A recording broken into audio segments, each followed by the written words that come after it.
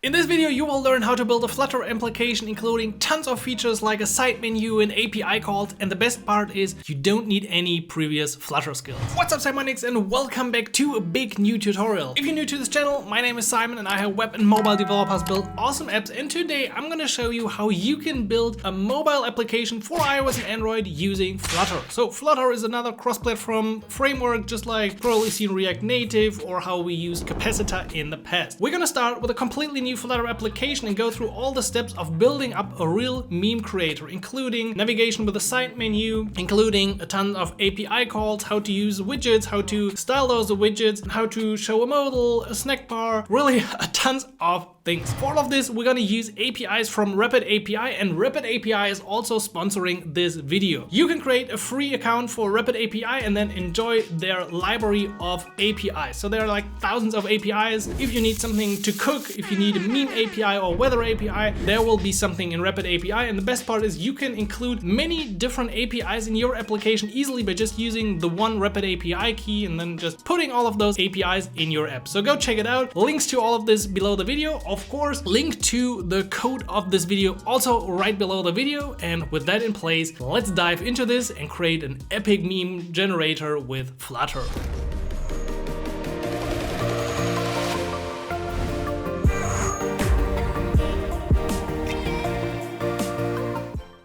To get started with Flutter, head over to flutter.dev, and first of all, make sure you got the installation right. So depending on Windows or macOS, on macOS you can actually download it right here, unzip it, make sure it's included in your path, and then just run Flutter Doctor. So if I do run Flutter Doctor, it should say everything is fine for my machine, hopefully. For Windows, the installation is a tiny bit different, but pretty much the same.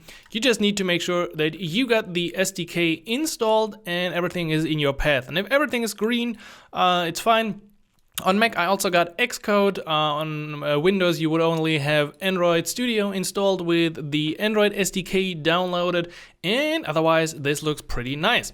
So let's start our first Flutter application by running flutter create. I'm gonna call this the meme creator. Running, Actually, that was pretty fast.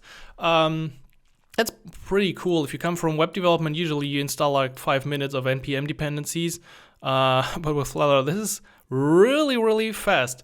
So I'm going to use Visual Studio Code for Flutter. Probably you could also use, of course you could use other tools, but I think it works pretty good with Visual Studio Code, and I can directly run on my device from here. So we're going to see this. What I recommend is that you definitely make sure you install the Flutter package here for Visual Studio Code. I also got the Flutter widget snippets and Flutter files. I don't know if I'm using this one. I think I'm actually using the Flutter widgets. And of course, also because Flutter uses Dart, make sure you install Dart language support for Visual Studio Code.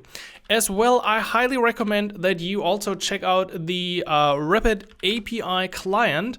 I've been using this now as pretty much my replacement for Postman, Insomnia, or other API testing tools. I don't know why it's not showing up here. Here it is. So there's my RapidAPI client, and with the RapidAPI client in Visual Studio Code, I never have to leave Visual Studio Code while development. So I'm gonna make this a bit smaller so we're seeing this. I just gave this a try for some kind of super base testing, but we're gonna use this to make calls to the RapidAPI meme endpoint. Actually, we're gonna use 2 endpoints, which is pretty cool. And you can do everything that you're used to from your other clients. You can have environments, you can have projects. And the cool thing is, once you got the response here, the JSON, you can head over to your file and continue coding, and then you head over back to this and you get back the JSON, and everything is here in VS Code, and I really enjoy this. So go check it out, the RapidAPI extension. I highly enjoyed using it so far. Now, our application should be ready at this point. We're gonna make sure we're zoomed in enough, and then we can already run Flutter run. Because we already see we got an iOS project, we got an Android project. Actually, I don't want to run it on my Pixel. I want to run it in the iOS simulator. So to do this, we can actually run open iOS runner XC workspace, or you could also do this from your file system, of course, which brings up 2 applications. Thanks for that. Not sure what happened there. So since I'm enrolled in the iOS developer program, I can also select my team here and then deploy this to a real device if I want to. However, I'm just gonna deploy it to the simulator, because that's all we need, and I don't want to have some kind of random message on WhatsApp pop into our video. So I'm going to open the simulator. You can also open the simulator by, I think, running something like -a. What's it called? Yeah, perfect. I'm going to go through all this. I think simulator open, something like this. So I'm going to put the simulator in here. Can we make this a bit bigger? Yeah, I'm gonna cover the bottom area with my head, but I think that shouldn't be a problem for you. Otherwise, I hope this looks nice. Okay, this is our application, and now if we want to run it with hot reload and live reload, let's run flutter run. I could actually directly supply on which device I want to run it, but I'm just gonna do it here. So I'm gonna run it with 2, which is this one. I'm also gonna close my Arc browser since we did all the installation, and there's actually not a lot we need to Google around for, or at least that's what I hope. As well, we got, yeah, there's my Xcode in the background. I don't really want to have that. So then it's running, compiling, linking, signing. Thanks Xcode, I don't want to have you. And then we got our Flutter application right here. What's there as well? Oh, I really don't like it if I have something in the background. I don't know about you, but I don't really like this. So the application starts, Xcode build done. I don't know if this is already the finished output. We don't see any output problems. Are there any problems? No, that's actually good. I don't need the debug console. Oh yeah, this is a bug. Good that we encountered this right in the beginning. It's funny, I've been developing this for like 2 days and now I make the same issue again. If you run the command that we did from the command line here, it's actually not working very well. So instead of running Flutter run to the iOS device, you should run it from VS Code. And you should see this little play icon with a little bug here, which allows you to start debugging or run without debugging. We're gonna actually start with debugging because that's gonna be helpful anyway.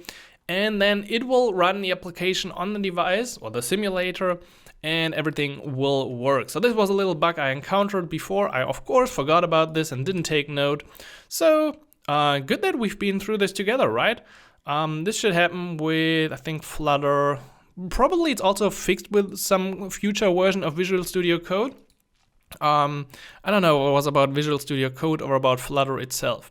So we're using the Flutter SDK as specified in our environment. We're gonna use, what are we going to use? This file is so confusing if you're zoomed so much in. But anyway, this should give us a nice starting point. Your Flutter application starts in the main.dart. This is what we, at some point at least, should see on the screen. Primary swatch, this is the theme of your application.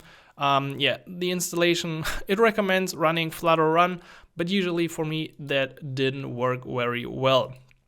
Const my homepage, we're currently displaying this homepage down here, where we got the set state counter, and actually, I think there's something still off, so let's wait until the simulator is finished. All right, this took like 20 seconds until it finally worked, so now I can push the button and we see some code on the screen. Cool. However, if you really want to learn this, I highly recommend we get rid of all the things we see in here and really start with the basics. So let's get rid of all of this and just see how our app comes to life. Actually, if you wanted to, you could even make this cooler, so you could run this with an arrow function. So the main application just called run app, and then you have to supply an entry point. In our case, that is my app. Also, my IDE is not adding semicolons, which is kind of sad. then everything inside Flutter is a widget. So this class extends stateless widget. We're gonna also see stateful widgets later, but this is the entry point. We got a constructor for the class up here, and here we override the build function, which we're gonna do pretty much for all the widgets that we're gonna add. Now, on this page, we previously had my home page, so I'm gonna get rid of this. We could actually, can we supply like a simple element in here, like center, and then have a text element with hello world? Yeah, that actually works. It looks horrible, but at least we see this is our application. So we're using a material app, which gives the whole application material UI styling. If you wanted to have an iOS styling, you would have to use something like the Cupertino application. It is kind of challenging to have this adaptive for the different platforms, but usually people at this point, or in 2020 and 2022, it's actually right, and beyond, you usually have some kind of custom UI for your application anyway. So we can start with the material app, which is the recommended way. And then to get a better feeling of how this works, let's directly start and add an additional page. So I'm going to add inside the lib folder a new file, and I'm call this home page.dart. Because I got the snippets, I can now go into FST and see I can have either stateful or a stateless component. So and actually what I want to have is the stateless the stateless widget.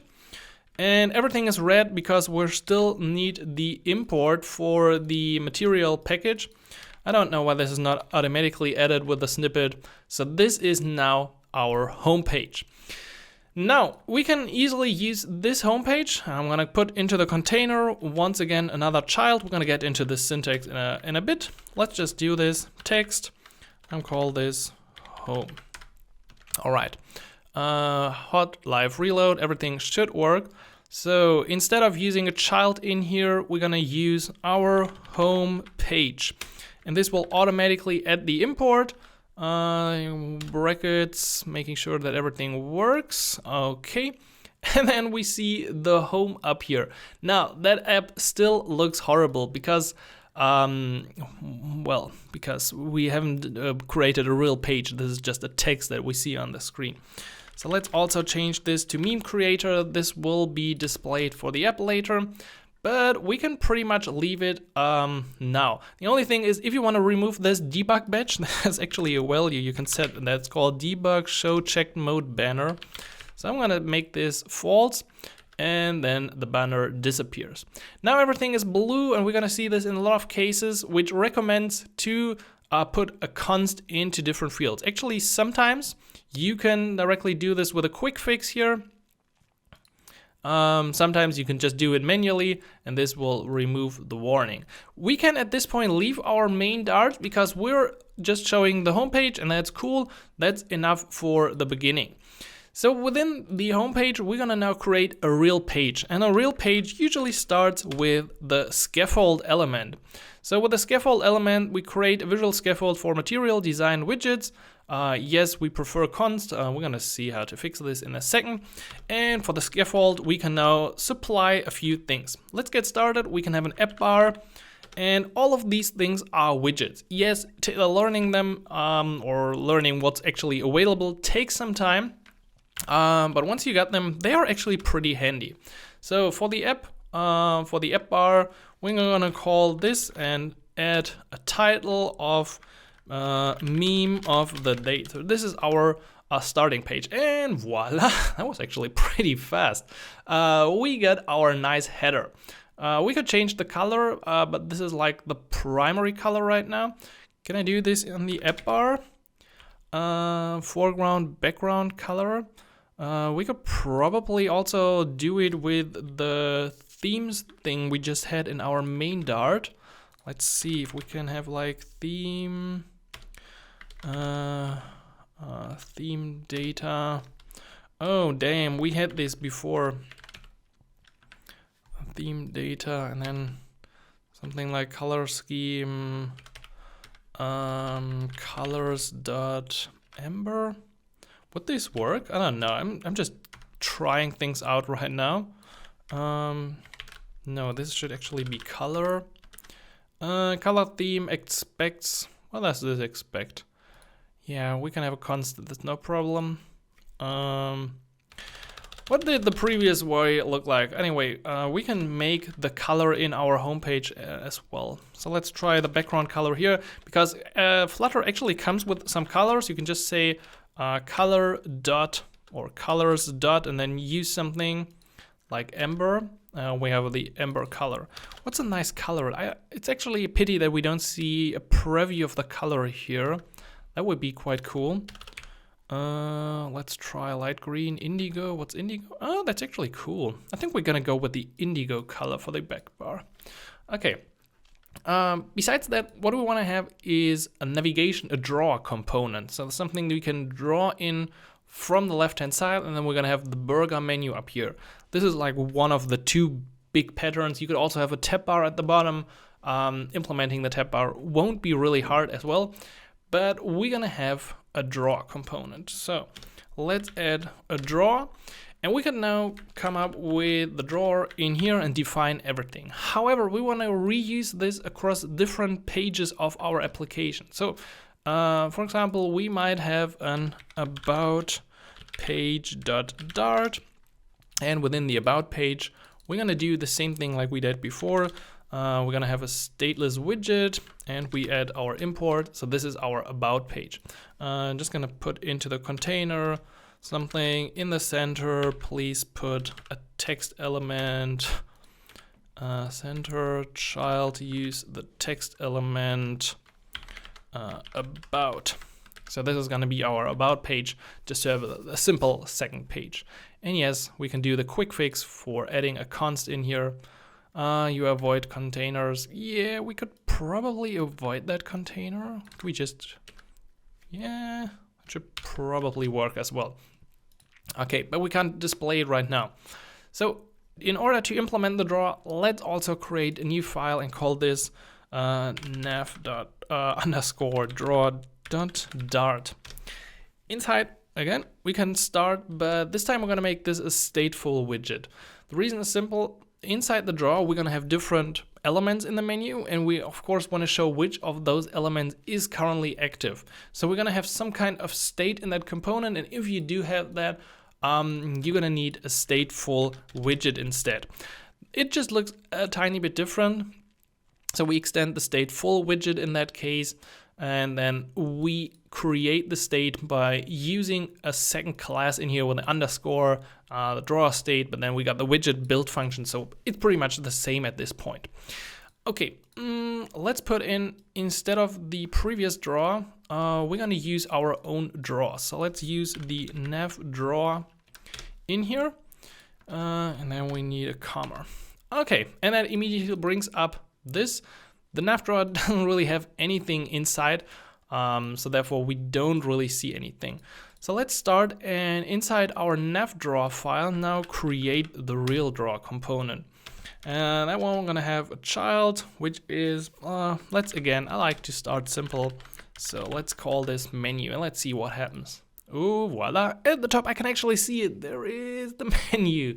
And we can close. This is pretty cool. Like, we implemented this draw component very fast, and it looks really, really smooth and native. Nice, I like this. Okay, this is our starting point, and by putting all of this into a separate file, we make sure that we can, one, keep the home page or other pages really, really easy, and two, just have all the functionality for the draw and how it looks like in its own file. So putting widgets into their own files is always recommended to split up your code. Now, what we need inside the draw is, of course, a list view. Because a list view is like a scrollable list, where we can have different children inside. So components or widgets can either have one child, one specific child, like the draw, or a list view actually has an array of children, of widgets that you can just put in there, and they're going to be aligned. And we're going to use different layouts like the column or the row later, which also have the children property, which allows to just specify an array of widgets. However, for the draw, the first child is the list view. Can we do we need to give this a background? No, I don't think so. But what we need is, I think, first of all, draw header. Draw header. If we add the draw header, it also expects a child. So as a child, we're going to use the center widget, which just centers something. And for the child of the center widget, we're going to use the text, which finally says menu. Let's compile this and let's see. Okay, we got a menu up there. It looks okay, but the draw header probably needs some kind of background. Can we do this? Inside decoration, box decoration. And for the box decoration, we want to use color. Is color available? I think so, right? Let's use, what did we use for the header? I forgot about this. What was the color that we used? Indigo. Okay, I need to remember this. Indigo is the color of our application, indigo. However, at this point we see a problem because this is actually not expanding up until here. And actually the height is also kind of interesting. So we're gonna set the, now we're gonna do the height later. And what we're gonna do is we're gonna wrap our draw header into a different component that is called a sized box. Do we actually need that sized box? Yeah, because we can't specify height in here. Yeah. So if you want your draw header to have a specific height, you're gonna have to wrap it inside a const sized box, which is exactly what it sounds like it's a box with a specific size. So the sized box, there we go, and we're gonna set this to whatever, something like 120. And this one has a child, and I'm just gonna paste the draw header that we had before. Cool. Now we got a different size here, so we can change this to 100 if we wanted to, and it becomes smaller. That's good. However, we still got this ugly area up here, and I think we need to set on the list view the padding and set this to edge insets .0. If we do it, the header starts at the top. However, now we see the header is probably a bit too small, so let's go back to 120. Yeah, well, that's going somewhere. I don't actually know what's the exact height here, but this one looks pretty nice. Actually, it could be, is it 122? I don't know, probably something like that. Probably you're gonna figure this out. I don't feel like it. Yeah, well, that's actually the best value we had. Also, we should do the quick fix, otherwise we're gonna see these blue lines all around. It will just put a const somewhere, because this tells that the widget won't re-render and is a const. Okay, we got the draw header. Probably we need a bit more styling for the actual menu text. So on the text element, we can now add the style and add a text style element. So for the text style, we can do pretty much everything that we expect. So color, I'm just gonna set this to colors.white. So we got white text. And additionally, the font weight, we're gonna set this to font weight.bold. So we have a bit more bold text up here. I think that looks actually pretty good, right? Cool. So after the draw header, remember, or after the size box, remember we are in the children array of the list view. So now come the menu items that we want to see after the header. So let's add a comma, and you see it automatically adds all these comments, which is pretty nice to find like the right element you want to work on. So now we're gonna add list tiles to our list.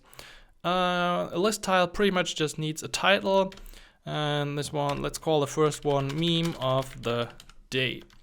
If we do this, it's gonna complain because, yeah, this is of course, title needs to be a text element and not just plain meme of the day. But now we got the first tile. Cool. And this is like, it feels so, I said this on Twitter before, it feels so robotic to write this. It's less art, it's more like just that going through the different things that you want to see on the screen and just constructing them and using the right widgets. But so far we got the first list tile here. Let's make sure that the first list tile really looks good and works, and then we can do the second one. For the list tile, there's also a leading property, so that means we can put in a nice icon as well. And Flutter already comes with some icons. So let's see if I can open this. Here, pretty much all the material icons, so you can just search, like, I want to use the home icon, and you see, oh, okay, yeah, the home icon is available. So let's just try this. Let's just try icons dot, and then you see a huge list of icons. Of course, you could also use other icons, but I'm just gonna try and use the home icon. There we go, and it is there. Okay, this time we don't need const. That's nice. So I'm always adding const when I don't need it and not when I need it. It just happens. So now let's add a function, because at this point it's pretty boring in our view. So we add a function here. Actually, there's a snippet. Yeah, and now I got too many brackets. Thanks for that. And let's just print tapped this. Okay. On tap, what's wrong with you? Actually don't know what's wrong with you, because I forgot that one. No. Quick fix, make conditional. No. Why? Print a string or an invalid constant value. Where did I add a constant value at any point here? I don't feel so. Or did I forgot like a bracket somewhere? Come on.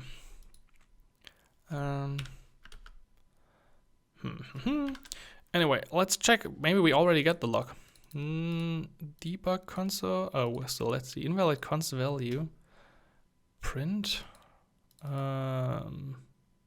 Sorry. Feel like you went wrong on this Flutter. Let's try again. This is not how it should look like. The value in the const literal must be. Oh, is it probably mad because children is const? That could really be the case. That could really be the case. Let's see. If I remove the leading const up here, yeah, then it will work. That's interesting. So then we have to apply const to the children.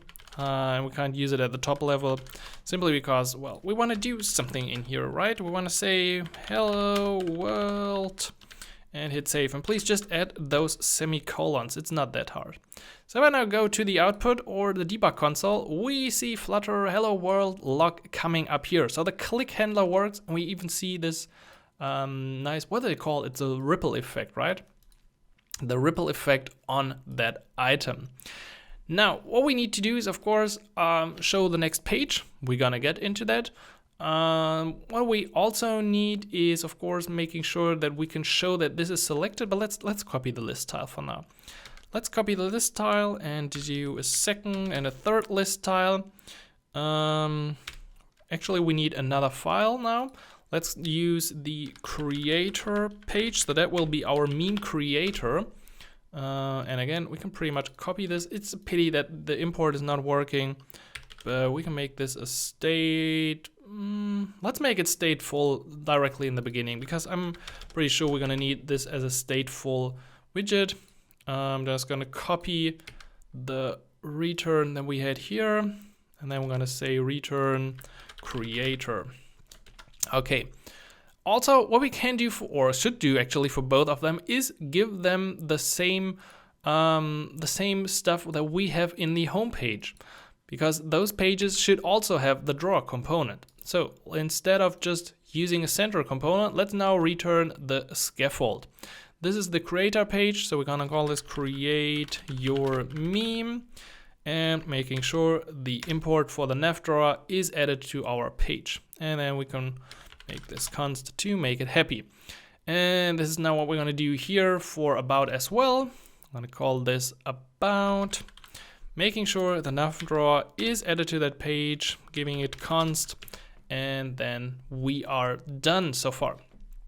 Yeah, both of those pages don't really have a body, but that doesn't matter. So we could easily supply a body element now, which is then the actual content of that page. So center, text. Sometimes I'm a bit too fast for Flutter. Text, and we call this about. And we're gonna give this a center and to the creator page as well. So the scaffold has this body, that's important. Okay, there we go. Now we can include all of this in our draw component. So second list bar icon, or second element, let's use what's hot. I figured out this one's pretty cool. We can call this meme creator. On print, we're gonna do something. Last one will be about. So we can use, is there like an about icon? I think info, yes. And we're gonna call this about. Let's see. At this point, we got the items. We have nothing actually working. That's cool. So what we need is a click handler instead of just printing a random string. And we can do this using the navigator. That's really handy. We can use this everywhere. We just go ahead with navigator dot. And then we can do a bunch of things. Now, this was a point that when I encountered it initially, it was a problem for me because I don't think the animation that we see is completely correct. And there is a way to make this better, which I'm gonna tell you about afterwards, but it's challenging. Anyway, let's start and say we wanna push replacement. So then we got context, which is the context of that widget, and the new route. For the new route, we can easily do this by using the material page route. And then we have a builder, which once again, can we do this? Why don't you do this automatically? Context, and then do I need brackets around this? Probably. Const home page. So this is how we supply a different route in here. Is this bracket at the wrong place? Yeah, I feel like we should close, the navigator statement. So now it should work. Okay, and we can copy this because for, let's say, this page, this is the meme creator. We just want to show the meme, what do we call this? Creator page, right? Creator page, and here for about, we're gonna add about page. So now we should be able to navigate to other pages. Create your meme, meme of the day, and about. What happens? Once we click on a menu icon, it replaces the current route with this new widget. And because those widgets are scaffolds of their own and have their own draw component, we're pretty much pushing a new item on the stack here, or actually because we replace it, we're not pushing it on the navigation stack. We do push it, but we also replace everything that's in the stack. However, in a real UI, I think this is not completely correct.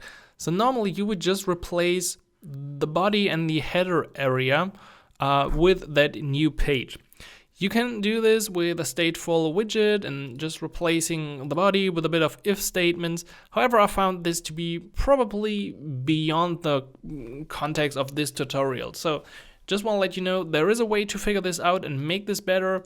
This is like an acceptable, easy way to implement that kind of navigation. I think it works. In most cases, it should work just fine. Only the trained eye that I of course have after doing a lot of app reviews can see the difference here. But otherwise, this is working really, really nice. Now what's still missing is marking the active menu icon. And for this, we first of all, or the first time, need to use the state. So to our nav draw, we now gonna add a state. Actually, we're gonna create our own state enum up here. So we're gonna call this draw selection, and it's going to have the value home, creator, or about. Now we can add this to our nav draw using final, means it won't be changed afterwards. Final draw selection selected. This will now complain because the constructor doesn't contain this one. So let's make sure that it does. We can actually remove this type thingy in here. And then also include required, because we need, or we could do it without required. This dot selected. Oh, I don't need it in here. If I do it like this, we get an error. Parameter selected can't have a value of null because of its type. The implicit value is null. So therefore we add required, which means whenever we create a nav draw widget, we need to pass the selected draw selection. Now all of the pages turn red because we need to supply this. So let's go into the about page, and instead of just doing it like this, we add the argument selected and then draw selection dot about to easily include the value from our enum. And we now need to go into the other pages. This one is the creator page. So draw selection dot creator, and also on the home page, selected, oops, messing up this, selected draw selection dot home. All right, cool. We're now passing this value to our nav draw. Now we just need to make use of it. And we can do this in the list tile, which actually has a selected property. So it is selected if the widget, so by using the widget, we can easily access the state from the nav draw. If widget.selected is equal to the draw selection dot home. And now we need to paste this into the others and make sure that this one is using creator for the comparison and this one is using about. Cool. At this point we do have a selected list tile. However, the selected list tile does not yet have a color. So let's change this. Selected color colors dot blue. No, we actually used indigo. Let's make sure we're using indigo. And does it change anything? Let's see. Not really. Or are my eyes bad? No, I don't think so. It's not my eyes. Selected widget.selected. Did we make a mistake somewhere? I don't think so, actually. I just feel this looks a bit odd. Let's do a reload.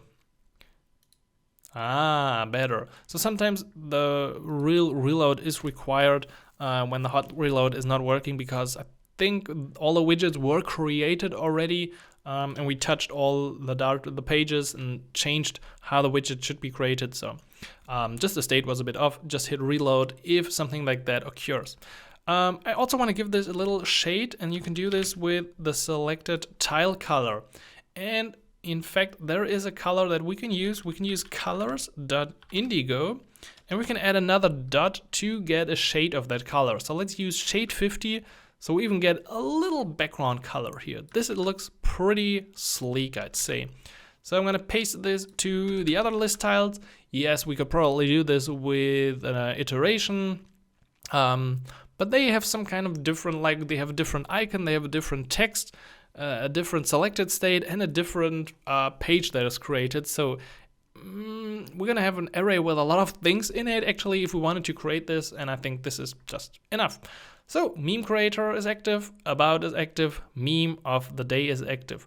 We can pull this in, and I think, I don't know, how long did we record so far? Probably half an hour or something. This is pretty fast for a side menu that works great and feels very, very native. It actually really looks good. We got the states in here, and the code for it is pretty easy. We got all of this in our nav draw, and we can now easily change this if we wanted to something else. So I think this was a good starting point, and after the menu we can now head into the homepage. If you didn't notice, this was the point where I got a new coffee and went to the toilet, so this was a nice break, and you should probably do the same, because for longer tutorials you can't do this in like 2 hours and sitting just playing. So get a nice cup of coffee. Or tea if you prefer it, of course, and then let's do something. And we need to do two things at the same time. So we want to make HTTP calls to RapidAPI now to get some cool trending memes. But at the same time, I want to display them in sort of a swiper component. So I found the component. This is not the component. This is my video, of course, which is called Flutter Card Swiper. Actually, please, yeah, thanks. It's light mode today. Card Swiper. This is the new way to implement a swiper with Flutter, and it looks pretty good, and we're gonna use it. So if you want to install a Flutter package, this is a good exercise. Let's go to the terminal and run flutter pub add card swiper. What this does is it creates a new entry in our pubspec YAML file, and we can find this entry now somewhere under dependencies. Right, we got, of course, Flutter, and we got Card Swiper. While we're here, let's also add another one, and that's HTTP. So Flutter pub add HTTP, because we're gonna make HTTP calls.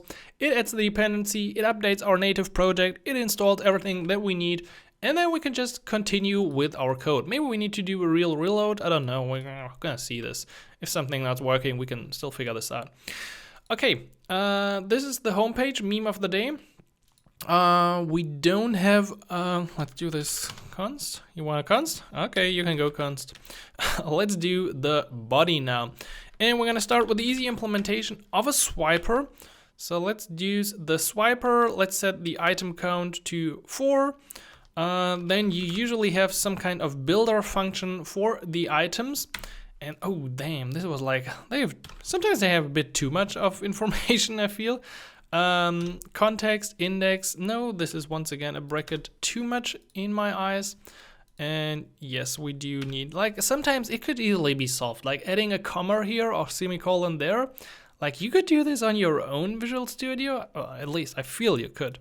Let's just return something easy for the item builder for now. Let's just return center child text swipe, and then adding the semicolon. Okay. And that was pretty fast. Like, we added one package and like 4 lines, and we got a nice swiper. Just to show a few things, we could now add something like viewport friction. I found this pretty interesting. Okay, actually, if we just have one, it won't show the viewport friction. But we could also use scale. So this, we can't really see this with this. I think you can notice this swipe becomes smaller and then bigger once it gets in. And we're gonna definitely use that scale factor.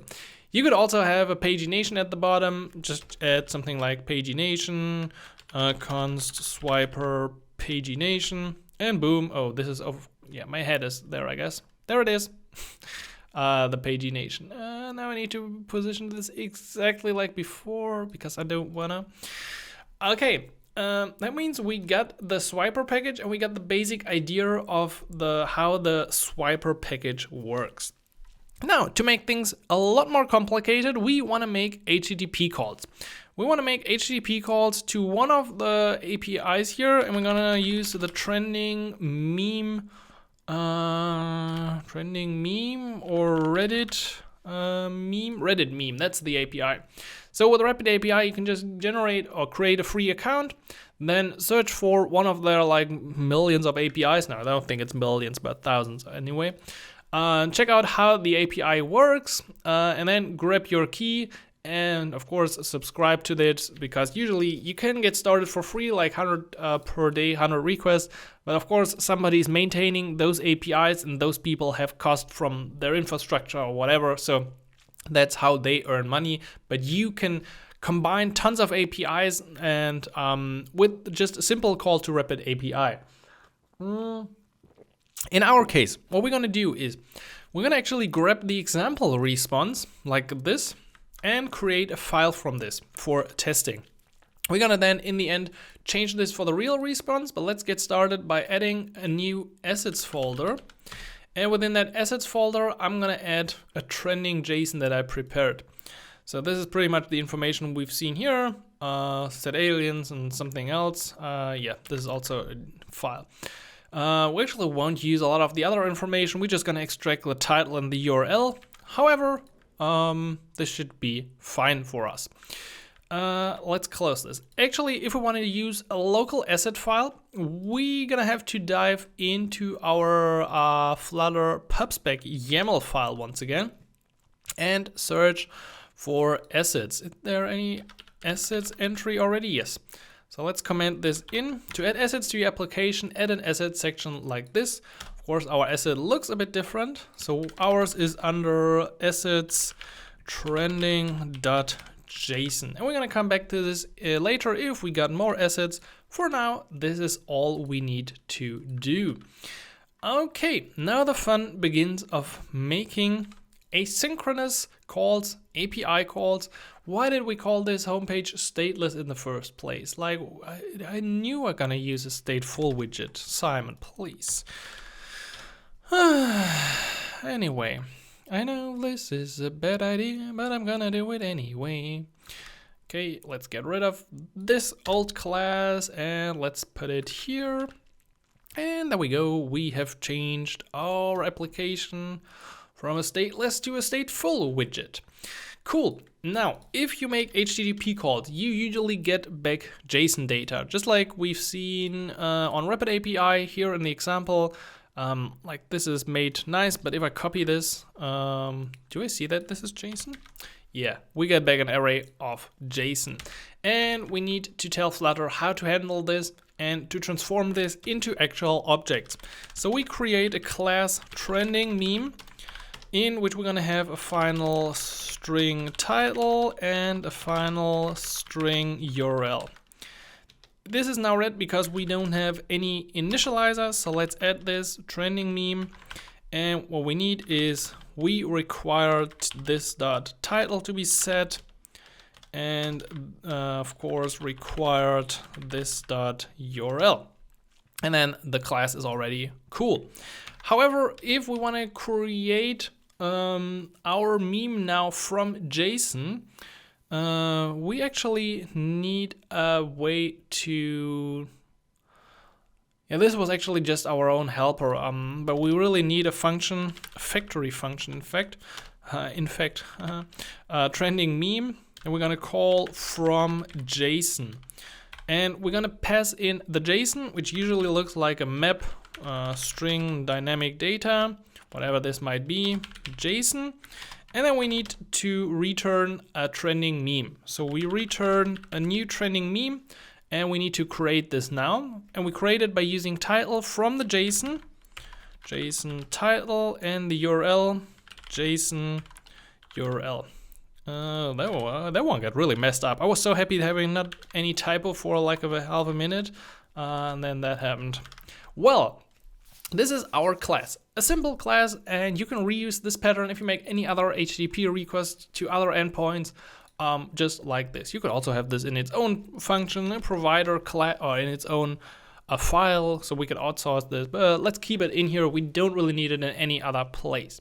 But what we need is another function, get trending. So this function will return a future. This is pretty much, if you come from web development, you know about promises and asynchronous code. Hopefully, if you don't know, check out my videos about this. If we are using Flutter, we can use future, which is pretty much the same construct. And what we get back is, of course, a list of trending memes. So that syntax might look a bit strange, but it should, I think it's right. Okay, what we now do is we first of all need to load our local file. So final string response, and we're gonna try to make this really as close to making an HTTP call so we can then easily switch out the idea. This will do a call to the root bundle dot load string from assets trending.json. Okay, everything is red, it's horrible. What's the problem? So root bundle load string returns a future as well. That means we have some kind of asynchronous operation in here as well. And we can easily await this by marking the function as asynchronous and adding the await keyword in here, just like you used to from web development if you do come from web development. Now we just need to decode the information into some kind of dynamic data. So like any JSON decode on the response. So now that we got the data, we think we could probably easily handle it, but we need to create a list of trending memes now. So let's create a list with trending meme icons that we call results. I'm going to initialize this as an empty list. And now we just need to iterate our data and create the meme object. So for var I equals 0, I a little smaller than data.length I plus plus. This looks like it could be C, it could be JavaScript, could be like any language. It always looks the same. Probably not with Python or Haskell or something. Okay, final entry equals data at the position. And then we can finally create our trending meme object. We can do this actually in one line. So we're pushing a new trending meme using not this approach, because that won't work. We don't really have the information here in this entry, but we can use from JSON the factory function we defined up here, and we just pass in our entry, and there we go. Now to make the function finally happy, return results, and there we go. This is our data. Now we just need to make sure that we load the data on our homepage, and we can do this inside of our state. We start by defining a variable, and we mark this as late, which means, well, it's kind of funny, future and late. It just means this value won't be set in the beginning. We're gonna set this value at some later point because we're making an asynchronous call, and therefore the data won't be available when this state is created. Now, how do we load this? We can actually do this in here, but the better way is to override the void init state function here. And then call, of course, super.initState, so we don't mess up anything. But then say memes equals get trending. And now let's do, I will do two things. Print I got data, and I'm also gonna use inspect on memes. Will this work? Probably, maybe not. Let's do a complete reload. And Flutter says I got data, and I can inspect this, and it says, something. Well, why is this the case? Well, because memes at this point is still a future. I don't know, would this work if I say await? Well, then it won't work inside settings state, right? None of this will really work. No, at this point, we don't really have the data. So that makes it kind of complicated for our view. But we can actually, I could give you, like, let's do the inspect here. If I do it in here, you're gonna see that we do have the data. So let's do a full reload. One trending meme, two trending meme. This is exactly the result, and we do have that result. We only need to make sure that the view is correctly handling this. So how do we do this? Well, there's a nice construct called a future builder. And this is not about building your own future, although that would be great, and probably you can build your own future with Flutter, but it's a tiny bit different. So first of all, for the body now, because I know that we're gonna have a bit more in here, I'm gonna wrap this inside a single child scroll view. And this is probably the point that confused me the most, or, well, that took me the most time. If you combine like different elements on the page, columns, grid, and stuff like that, and you wanna make sure that you can scroll off this, you can run into a lot of problems. Now, it took me a few hours to figure this out. Between different messages. Probably want to run into some error problems our own, we're gonna see. But for now, let's start. If we do a single child scroll view, we should be able to scroll everything on that page. And because we're gonna have like the swiper area at the top and then something below it, we're gonna use a column layout, which will just put the different elements below each other. Now, to make sure that the swiper is only taking up a bit of the space, I'm gonna use a sized box just like we had before. And I'm gonna setting the height to like 500 something. And the child, that's now the interesting part, is our future builder. The future builder has a builder function, of course. We're gonna implement that function in a second. Can you do this automatically? Nah. When I do like bracket, nah. I do this. Yeah, that's good. Oh no, I messed up at some point. Context, snapshot. Okay, that looks better. Okay, yeah, that's cool. So for the future builder to work, we actually need to tell which future we want to use. We want to use our memes that we defined as a late future up here. So now within the builder, we can check if the snapshot, if the snapshot, we could snapshot data. Let's say if the snapshot does not have any data, we're gonna just return a const center child circular something, circular progress indicator. Yeah, that sounds good. We're gonna display this one. Okay, and in the else case, we're gonna return something. We can actually return the swiper we had before, right? Let's use that one. We return the swiper. Let's see if this works. It's gonna be interesting. Yeah, we immediately see the swipe. So we should probably, to our loading, I think there's a way to have like a little delay. Flutter add delay. There, that looks good. Well, can we do this in like one line? There should be like a way to do this in one line. There it is. That looks better.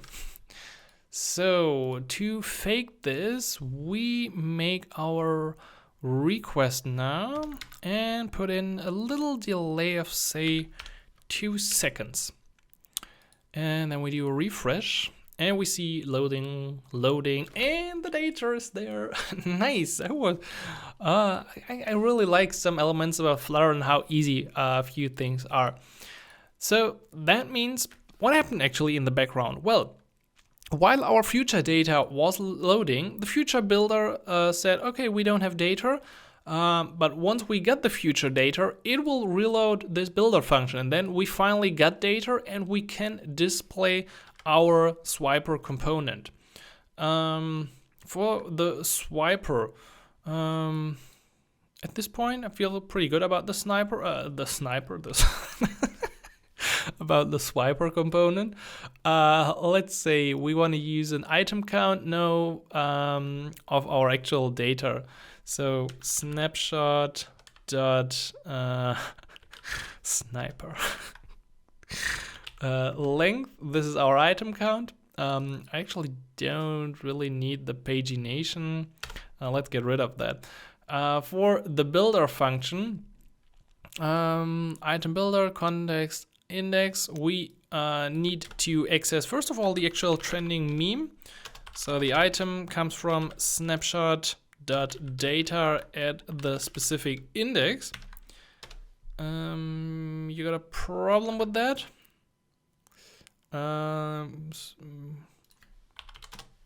Index should definitely be set. This is the build context. Sometimes this is mad about some kind of brackets, or maybe because I don't return data. Let's just continue for now. So what I want to return is a card component. Cards, I like cards. Cards always look good. Let's give this an elevation of 2. And as a child, we want to have the actual content. We're going to wrap this in a padding element to give it a bit of padding. I know this sometimes looks a bit horrible here with Flutter. Like we're down, I don't know, 15 levels or so, but we could always do this in like a different file if we wanted to do it easier. But otherwise, I'm gonna use edge insets all 20 to apply a bit of padding to all the areas. And then the actual child of this padding element is a column. Okay, I feel like I lost you. So let's see. Can I hit save? I really want to hit save and see this in different lines. That's gonna make it easier for you. So We are still in the item builder. I just want to return a card which has some bit of elevation, and the card has a padding element as a child. So we apply padding to all those children elements, and then we have a column where we can first of all have a little text with item.title, and we get nice code completion because we know this is a trending meme. And the second one is image. But actually, we know this is not a local image because it's a URL, so we need to use image.network. We're gonna actually see either a file or memory later as well, but for now we need image network. We can use item.url. Okay, let's hit save and see what happens. We should see, actually I don't want to see my loading for 2 seconds. Let's just make this like 500 milliseconds. Or let's make it a second, at least somewhat realistic. If it's not reloading, there's usually a problem. So let's see, operator cannot be called on list trending because it's potentially null. Let's check. Snapshot data index, that usually should work. This is an async snapshot. Okay, adding that type already fixes the issue. And there we go, we got this. And now we can also, do you see this? Do you see the scale that's happening here between the cards? That feels so nice. Damn, I like this. Only thing I don't like is the title, so the title could get a bit more styling. Where is my title? Text. Text gets a style here, and this is a const text style. I'm gonna set the colors to colors. What do we use? Let's use cyan now. Okay, we got that color. Then probably the font size. Make this a bit bigger. And then the font weight. Font weight dot bold. Nice. We could even add more padding. I think we can also, if we change the elevation of the card, you see the shadow gets bigger, but I think the elevation of 2 is just perfectly fine. We got this little padding here in the card, which comes from our padding element here. So if we would make this bigger, we would have more padding. We have a fixed size so far. And for the column, can we do like something, column alignment? Well, actually, I think it's fine. I think we're fine here. So this looks pretty nice. And remember, we just made an HTTP call, which we did up here. Actually, we didn't do the, oh, that's interesting. Yeah, we want to do the real HTTP call. You're crying. You're saying, Simon, we wanted to make RapidAPI calls. Yeah, we're doing this now. Remember how it looked before? We're not going to change this.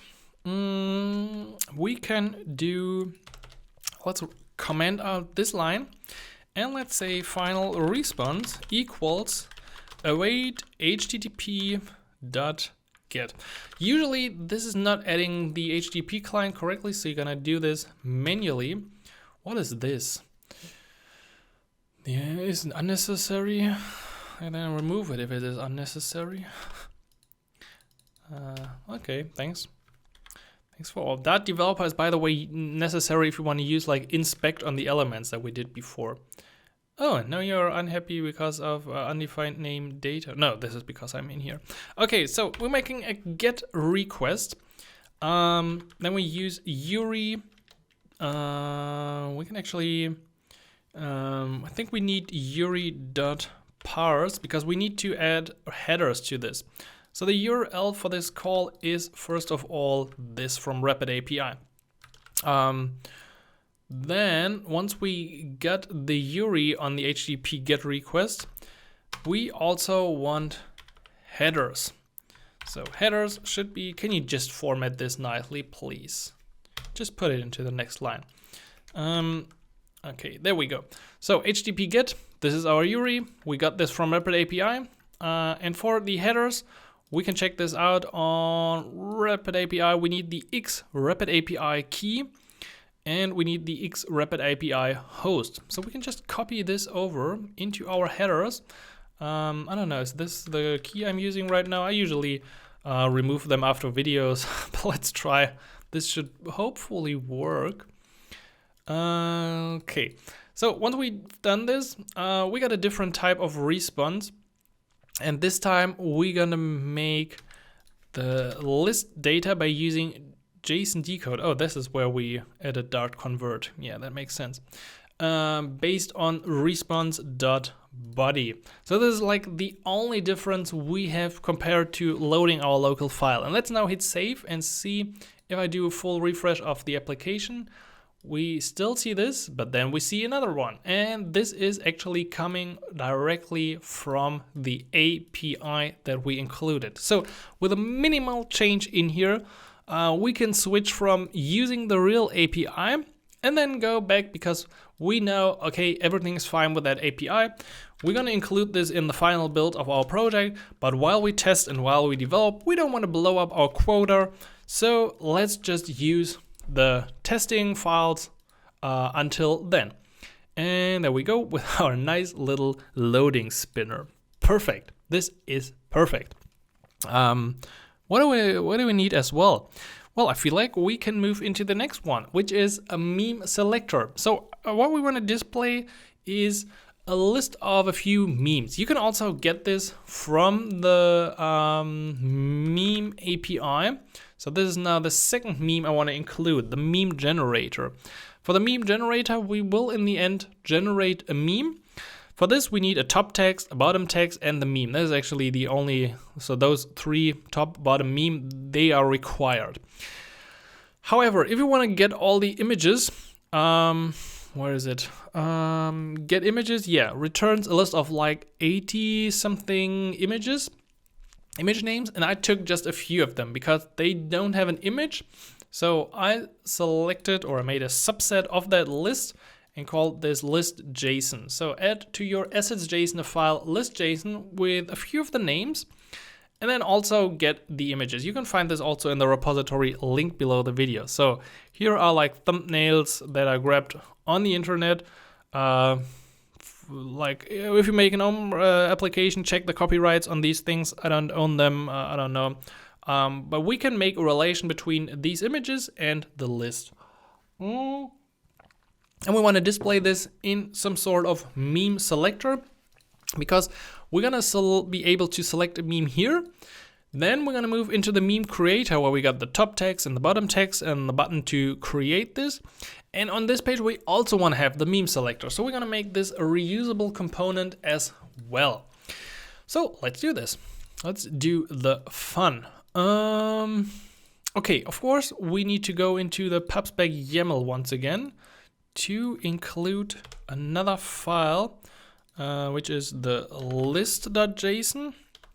Do I have to list out all images? I think I can do a folder.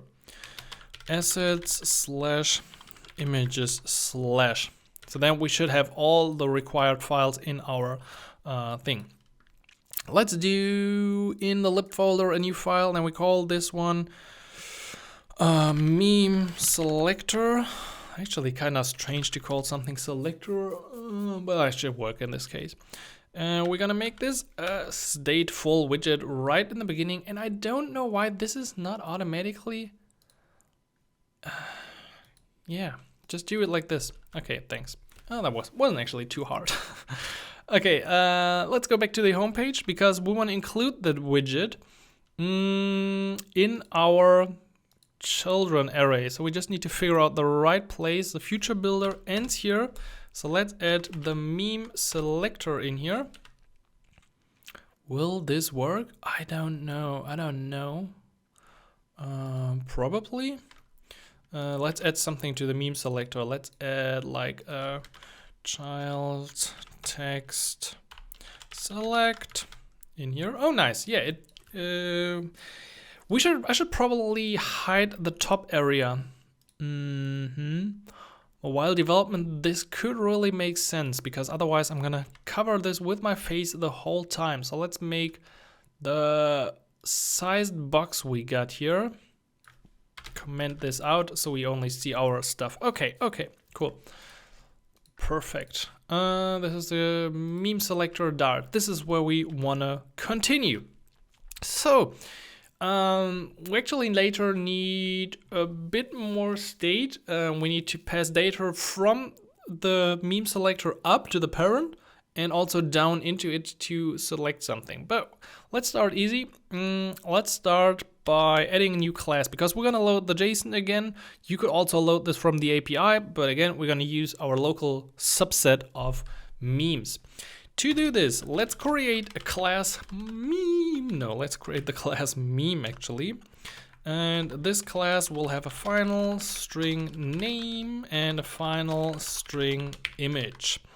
We need the, can we create this automatically? That's probably a way to generate this. I already feel like this is necessary. Require this dot image. Okay, and once again, we need our factory function, factory meme. This time I'm gonna call this from name, because based on the name, we can actually create the path to the image. So I'm gonna do string name. And the image will simply be assets/images/ and now we can use a variable name.jpg. So by including the $, we're using the value of name, and then we got our string, and then we can just return the new meme with name and image. Just like this. You're not happy about this yet? Probably. Damn, just add this automatically. That's so, I don't know. Okay, we can actually now pretty much copy the logic we had here. Like, give me this part. Let's go back to the meme selector and add a function. This is a future list of memes.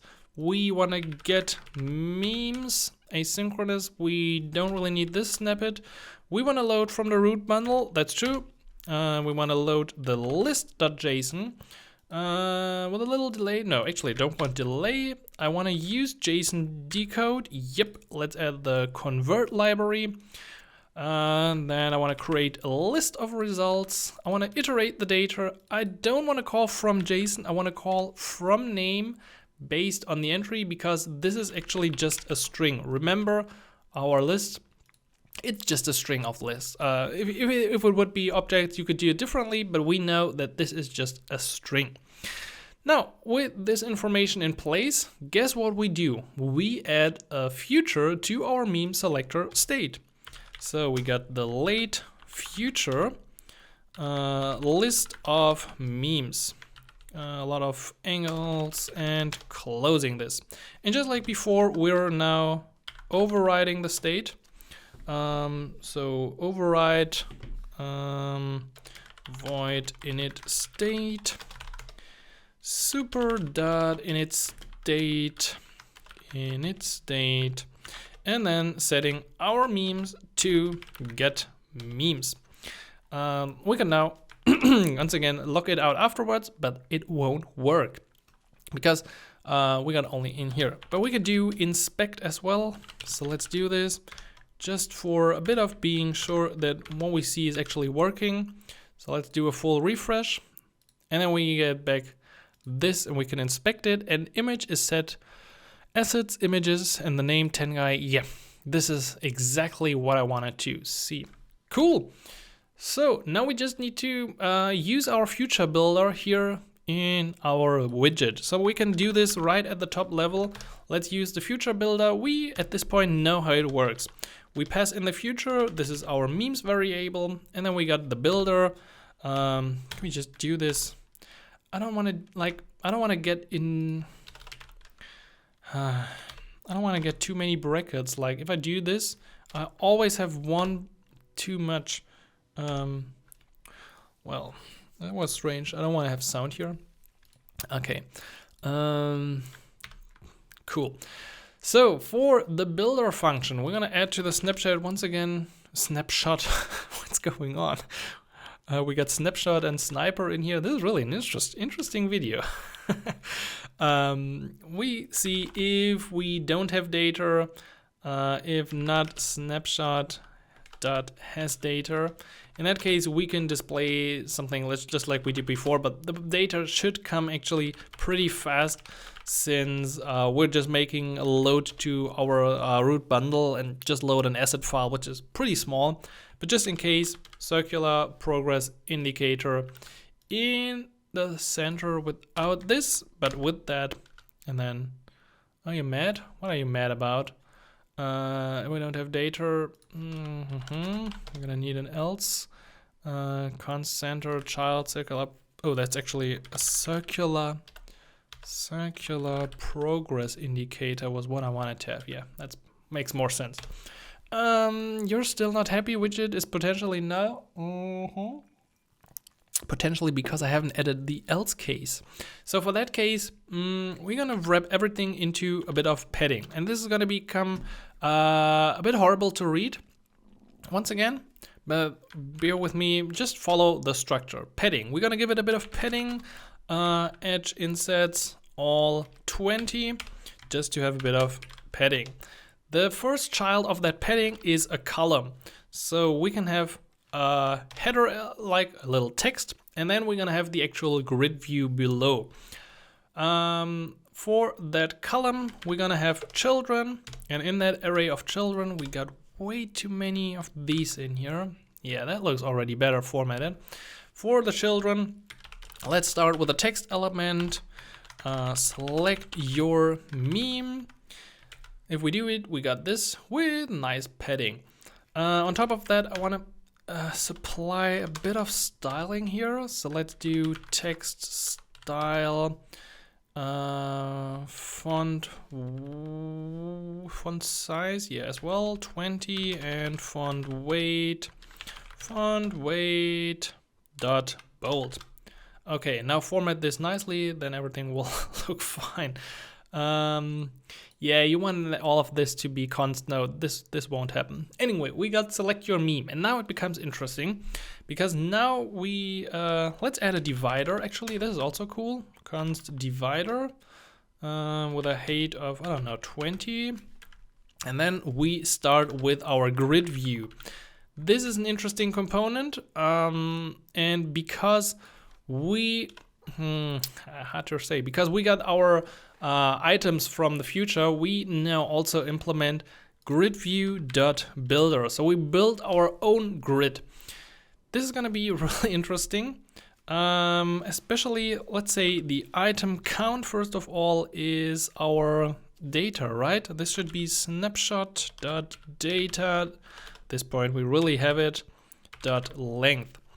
What are you mad about? Probably because I don't have a builder function yet. Yeah, that makes sense. The grid delegate will be set to const. This is an interesting one. Sliver grid delegate with fixed cross-axis count. So this simply means I want to have 3 elements on the cross-axis. Let's do this. If I implement the item builder, that's going to become a lot better. So context index. I'm just not using the snippet anymore. I'm just doing this myself. So let's return a container, or let's just return a text for now and call this test. There we go. We get into a lot of problems, and this is where I spent probably 3 hours of debugging. So vertical viewport was given unbound height, viewports expand, yada yada yada, and you can find a lot of problems because we're now using a column or a grid view, or a grid in a column, or a column in a single child scroll view, and just a horrible lot of these things. Now, what I found to fix this is, first of all, telling the grid view to use shrink wrap true. If we do this and do a reload, it already works. We don't get that problem anymore. However, let's say we do have like a lot of items. Like say we have 100 items.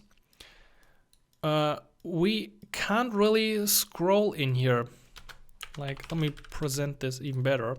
Like you see test 1, I try to scroll, but whenever I try to scroll, it ends up being like this. And also select your meme. No.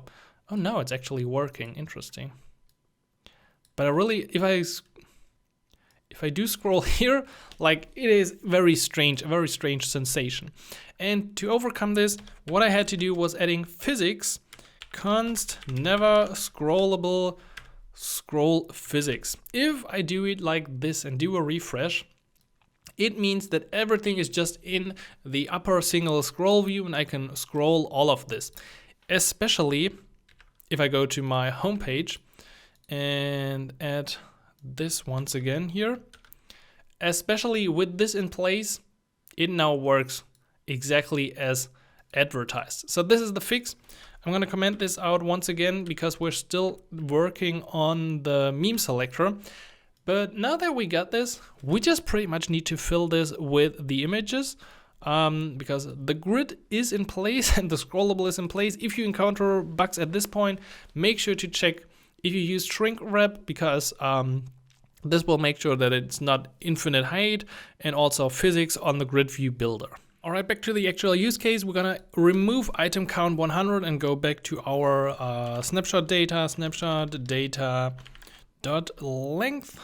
And then we probably should see that we had exactly 8 of those. Okay, now for the item builder, we're gonna actually do the same thing we did before. We're gonna get our item, which is the item of the iteration. So snapshot.data at index.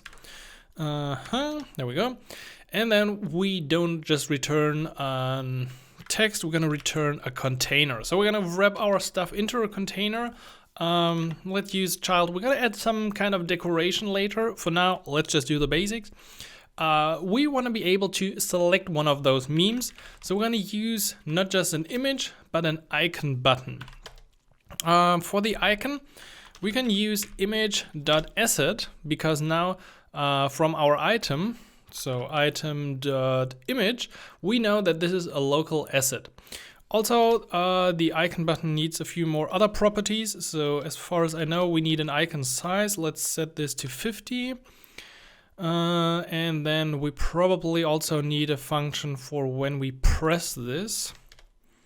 And that should be right here. So on pressed, we're gonna do something. No, we don't really need an arrow. We just need this. Okay, and there we go. That was actually fast. So we got all of them and we can press them. Let's see if we press them and print out the meme.name. No, it's actually, what is item.name? Then we should already be able to see this in our logs. So let's try chemistry cat, ancient aliens, 10 guy, advised though. Yes, it works. Okay, what do we do with this information? Well, if we are on the home page, like we are right now, we're just not displaying the swiper up here. We want to navigate to the meme creator. If, however, we are on the meme creator, we're going to do something different. So we can't exactly say what happens when we click on something. So what we're going to do is we're going to bubble up that information. And for this, we're going to define a little callback now. So then we can pass this to the parent component or the parent widget. Okay, we can do this in our meme selector. So let's do final. There is actually a void callback, but I would like to return the meme. So let's define our own function. So type def void meme callback, and this will return or pass a meme. And then we can, instead of doing the void callback, we can do the meme callback, which is way cooler now because this is our own callback, and call this meme selected. We're not doing this right here. Let me check this. We got, I feel like I'm in the wrong place right now. Yeah, this should be up here, of course. And when it's here, we also need to change this here to now include this. Besides that, we also want to keep track of our selected meme. So let's also add this selected meme. By default, we actually don't really have a selected meme, or do we? No, if we enter the home page, we don't have a selected meme, right? Like in the default case, there should be nothing selected. So we're gonna make this optional with a question mark. Still, meme selected is required. So let's add required this dot meme selected. So we need to handle this. And then we also add this dot selected meme. Hello, what are you mad about? Meme selected. Probably, why are you? Can't define key. Usually you do it like this, super dot key, but that really doesn't change anything. Why are you mad? Is there any problem? This class is marked as immutable while my instance fields aren't final. Selected meme is not final. Yeah, well, that's usually not a problem. Especially it's not your problem if I do it like this. Let's see. Will this really show up as a problem? Yeah, I feel like, yeah. This is the, like, is this wrong? Anyway, because we are now including the meme selector in our homepage. On the homepage, this becomes red because we actually need to pass a function in here. So we need to say for meme selected, we're gonna do something. And we know we get a value, and let's just add a new function in here. I'm gonna call this navigate to creator, and this will get a meme. And then we can pass this function in here, navigate to creator using the value, and we can print navigate to meme.name. Okay. Let's see. Actually, we still got this can't define a constructor. Why are you mad with me?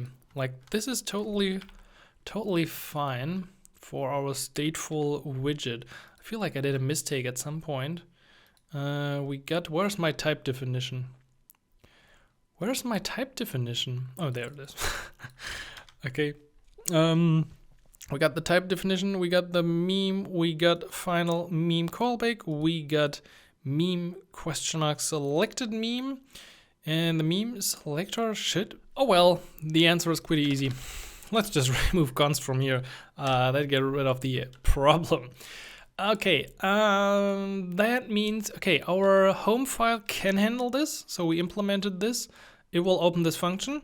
Now we just need to make sure on the meme selector that we actually call this function. So let's go down back to the on pressed of one of the icons here, and let's use widget dot no, it's actually meme selected, and we pass our item. There we go. Let's see.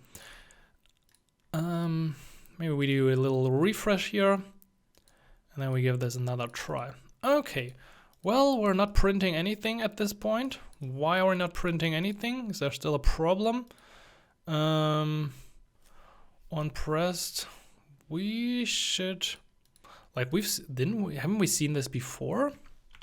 I feel like we did have seen this before. Navigate to creator for the meme select. Actually, I'm gonna also, by the way, comment this in again. Because then we see like the full picture of what we're doing here. However, I feel like right now I'm not able to click this. I don't know why. Because we got the container here. It should be fine. For select your meme, we got the meme selected, and we got our selected meme. Actually, that's what we can do as well. Whenever we press on something, we can set widget dot selected meme equals item, and when we change our state from within a function here, we need to call set state to actually update this accordingly. So we'll wrap it inside set state, and then hit the button, and then I still don't see anything, which is, let's do this one more time. Weird. This is really weird. Oh, is this my output? Oh yeah, actually I was just in the wrong. Okay, everything works fine. Back to this. Okay. So we're setting now our state and we're also passing this. Now that means actually a lot to us. That means we can navigate to the next page. So from the home page, that means we can now finish the implementation of our home page, because the only thing we need to do here is navigate to the creator page and tell it which is the selected meme. That should be pretty easy. So let's use the navigator again. That's not what I want to do. Navigator dot. I'm going to use the push replacement again. Context, and the new route is once again a material page route with a builder function, context, and then we got the creator page. Actually, we also want to pass to the creator page the selected meme. We haven't defined this on the creator page, right? That's a good point, yeah. That means, yeah, we actually have never touched the creator page so far. So what we did before, we can do this again to capture the state here. So on the creator page, we're gonna add meme. This will be optional because you could also just select it from the menu. Meme selected meme. And now that means we also need to change our constructor here. We got this. And for this dot selected meme, I'm actually gonna use a default here. So if we enter the creator page from the home screen, when we click on something, it's of course we have set the state. It's like we got the meme and pass it. If we use it, however, from the menu, we don't have anything, but we still want to have like a selected meme in the beginning. So therefore, I'm gonna set a default value here. I'm gonna set this to const meme name. I'm gonna call this one the 10 guy one. And then as the image, I'm gonna use assets / images / 10guy.jpg. Okay. Once again, I'm gonna remove this here to make it work. So that means I can pass a selected meme to that page. Now the home page finally complains. Guess why? Because we need to pass the selected meme. And can we get a bit better indentation here, please? Come on. Yeah, a tiny bit better. So once we navigate to the creator, we push it using a material page route and pass the selected meme to the creator page. This has nothing to do so far with our actual meme selector, but we should now be able to, let's try, refresh this. Actually, I think we're getting some kind of issues in our draw. Yeah, because we're using the creator page here as a const. Yeah, we should get rid of const. That's it. Yep, now it works. So, meme of the day, I'm gonna select something and I'm on the creator page. Also, I could just go from the menu, also works. Good. Now, the cool thing is that we implemented our meme selector, and we can now use that meme selector again on the creator page. So, on the creator page, for the body, there will be something like the input fields at the top. So we're gonna wrap all of the body once again in a single child scroll view. And within this, we're gonna have a child, and that child will be a column first of all. And for column, we got children. And then we got some kind of row at the top. And below that, like this is gonna be the area where we got input fields and the selected image. And below that, we're gonna actually have, below that row, we're gonna have our meme selector. Where do we want to put this? Actually after the row, right? So let's do this. Meme selector. This needs a selected meme, which we do have. We do have a selected meme. Just use widget dot selected meme. This will be set. Yes, this will be set. Why are you mad? Argument can't be assigned. Oh yeah, sorry about that. Selected. This is of course the selected meme, and we do have the second function meme selected. So on meme selected, we will also want to do something. We want to have a function void meme selected. We're gonna do something at that point. Probably reset which image we display. So let's do meme selected with a val. Because we got all the types here, everything should work fine. And there we go. Okay, and on this page, we don't have the navigation because we implement our own meme selected function here. That's good. We can move there, and then we got this. Now, the interesting thing is, how do we actually show which meme is selected? And for this, we already got this selected meme on our meme selector. That was a lot of meme selection in one sentence, right? So let's go into our container, which contains the icon button, and let's add a little decoration here. So this decoration will be a box decoration. Actually, there's no real good way to just give a red border to something, but we can do it like this. For the box decoration, I want to have a border, and we're gonna make this conditional. So if widget selected meme dot name, and we're gonna make the using the Elvis operator in here because we don't know if selected meme is actually set. But if this is equal to item dot name with a question mark, then we're gonna add a border to all bounds. We're gonna use a width of 4. And can we do it in the next line? Something that would be pretty cool. And the color of colors dot, I don't know, what if we use cyan? No, indigo, I think, right? Indigo. And I feel like at some point we need the, what did I do? I just jumped in. Like, writing this is really not looking any good. Then I forgot about, I think I need a comma, right? Decoration, box decoration, okay, yeah, and of course in the other case we're just gonna return null to make that operator actually work. So we add a box decoration to that box. If the selected name is equal to the item of our iteration, we're gonna add this little border, otherwise we don't do anything. And we see it immediately works. Also, if I go to meme of the day, there is nothing selected by default. And if I click on something and go here, this becomes a selected. And if I click on like is this 10 guy or this is Brian, this one is selected because we passed to the creator page the selected meme.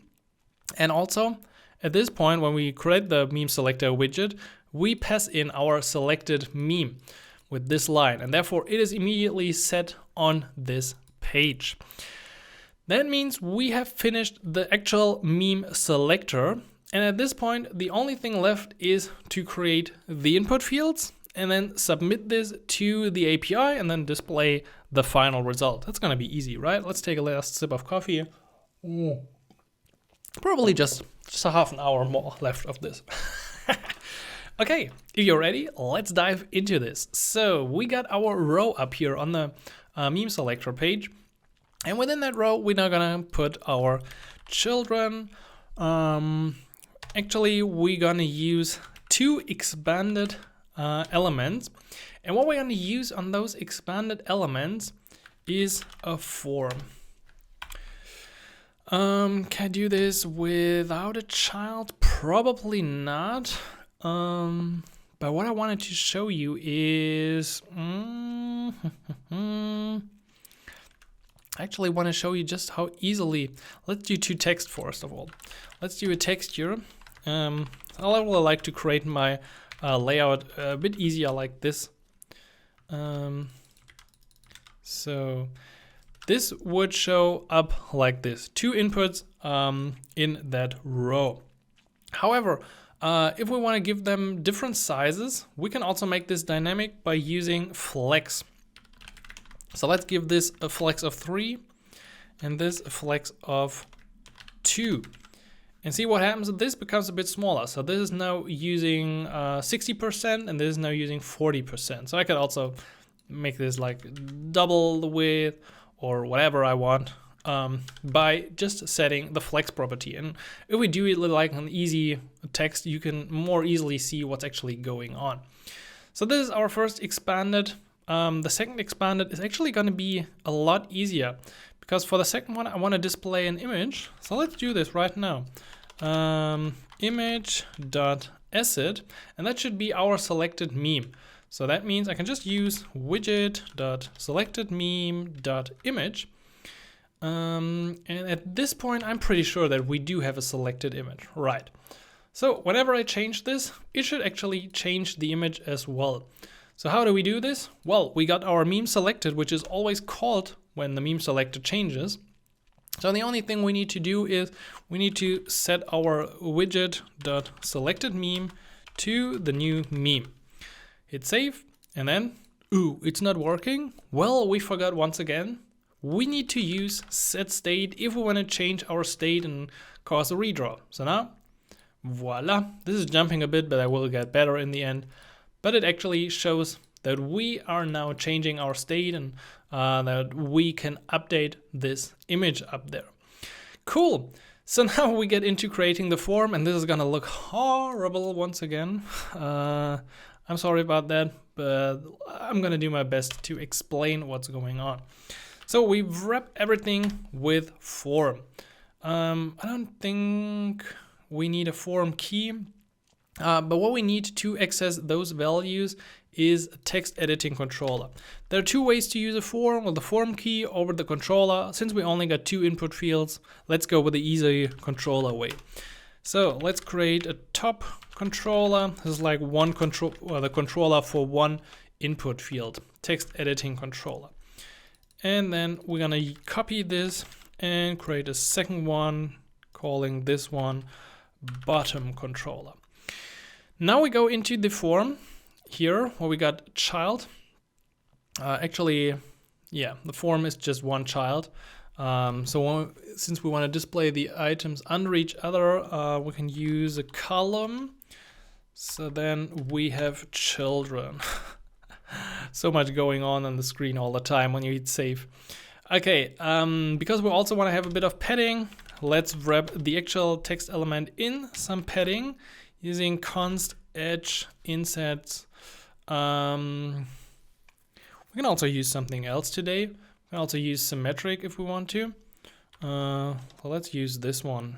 Horizontal 8 and vertical 8. This is the same. I think that would actually be the same, right? Yeah, I could probably use all as well with 8. That would be the same. Let's use 8. Let's use all. It's gonna be shorter. Okay, all. What's the edge inset all? Just 8 adds the padding in the right place. And then the actual child of that padding is now the text field. So that text field gets not autocorrect, but it gets the controller that we just defined, which is the top controller.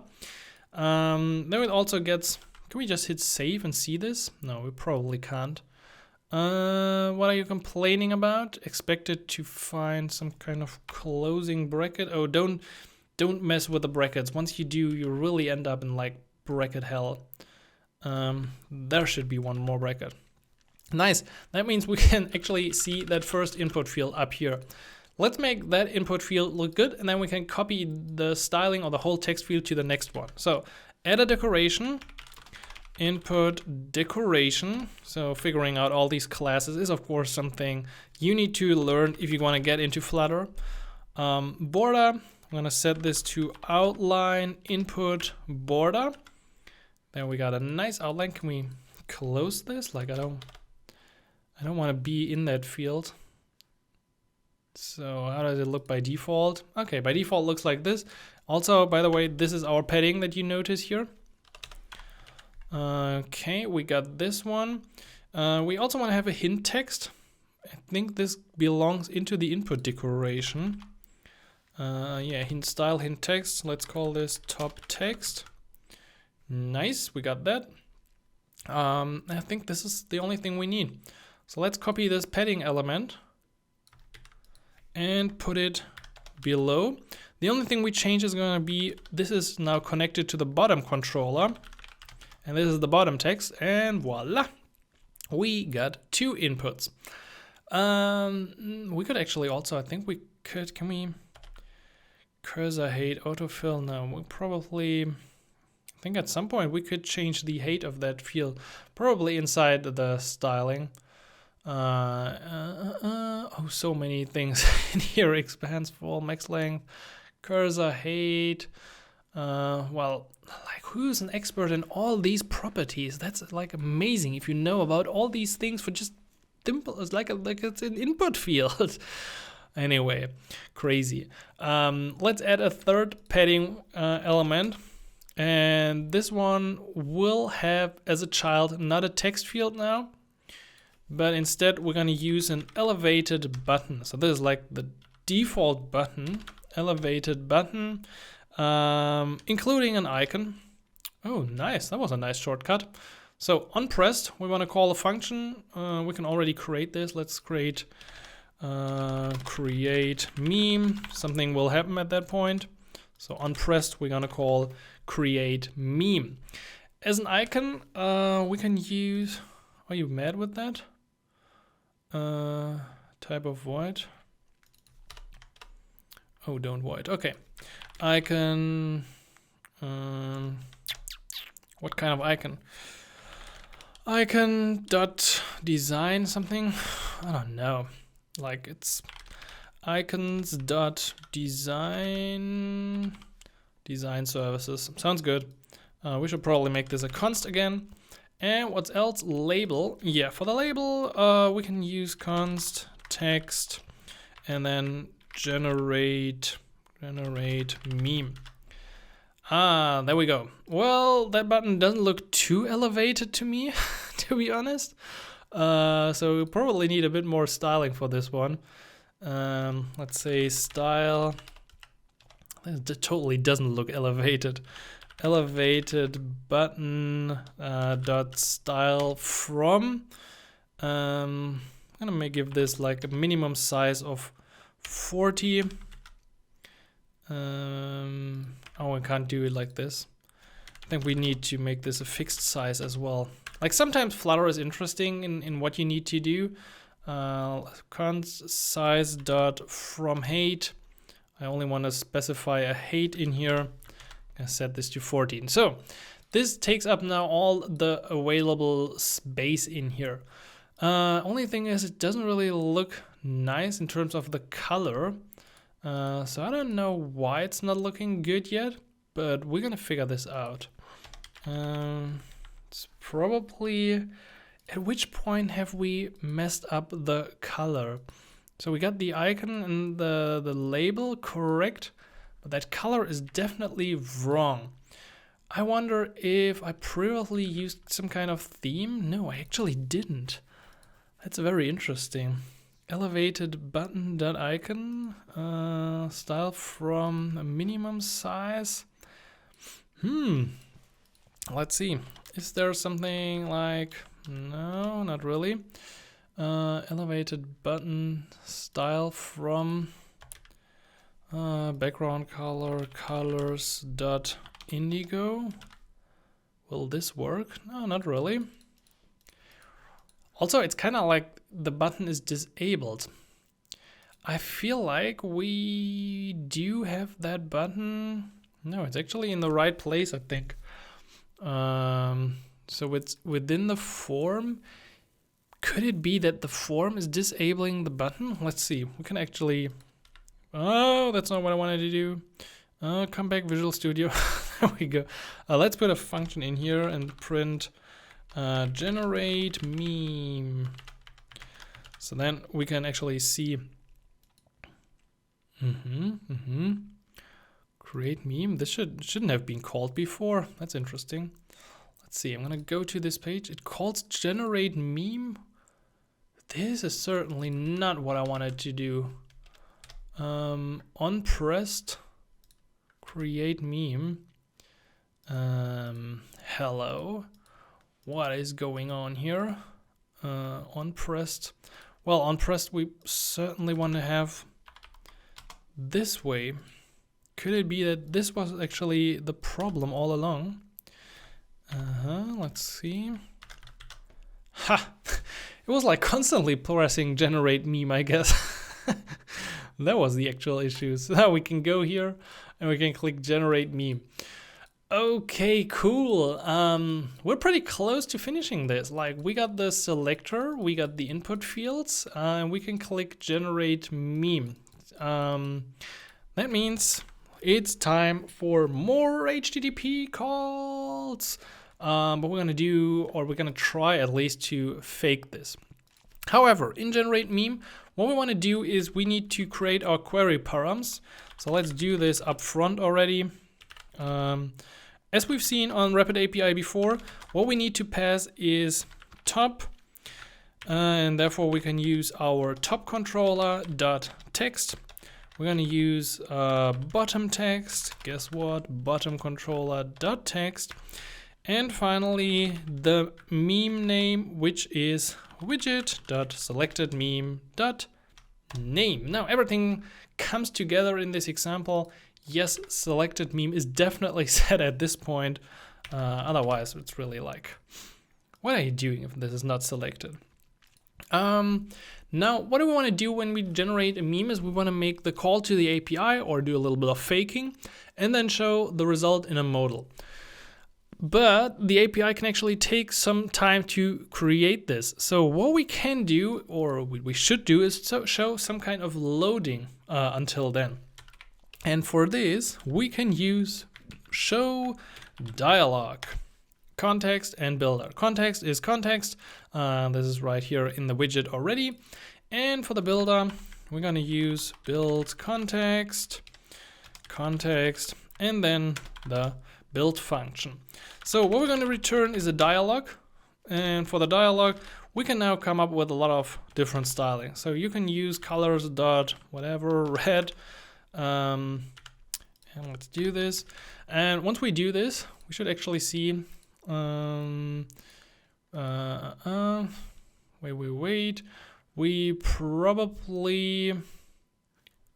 probably need to, this is already working. Flutter generate meme. I feel like there's an error on the creator page that's not reloading our, but what's the error? Expected to find, oh come on, really? That is so funny. Okay, let's try again. And there we got the first overlay. This is not really the background call, but this is the background call of the dialog. Oh yeah, that makes sense. We can probably leave it like it is. Then we got child, so we need an element. Let's just put in a row with children, and within that array, we're gonna have the circular, my favorite word, circular progress indicator. And after the progress indicator, a text saying creating meme. Okay, just like this. And because we need to somehow leave that state, we need to refresh. So let's try. Okay, that looks interesting, to be fair. I'm gonna set the background color actually to be transparent. Then for creating meme, I also want to change this. We're gonna put in const in here because there's nothing that will change in here. So for creating meme, just like before, we can supply some styles, which is text style again. And pretty much the same like we did before. Let's do font size 24, font weight dot bold, colors dot white. That's a nice change. And let's hit refresh. Generate meme. Okay, that's better, but we should probably align the items better. We can do this for our row, I think. Main axis alignment, let's do space evenly. We always start on that page, it's kind of annoying. Yeah, that looks better.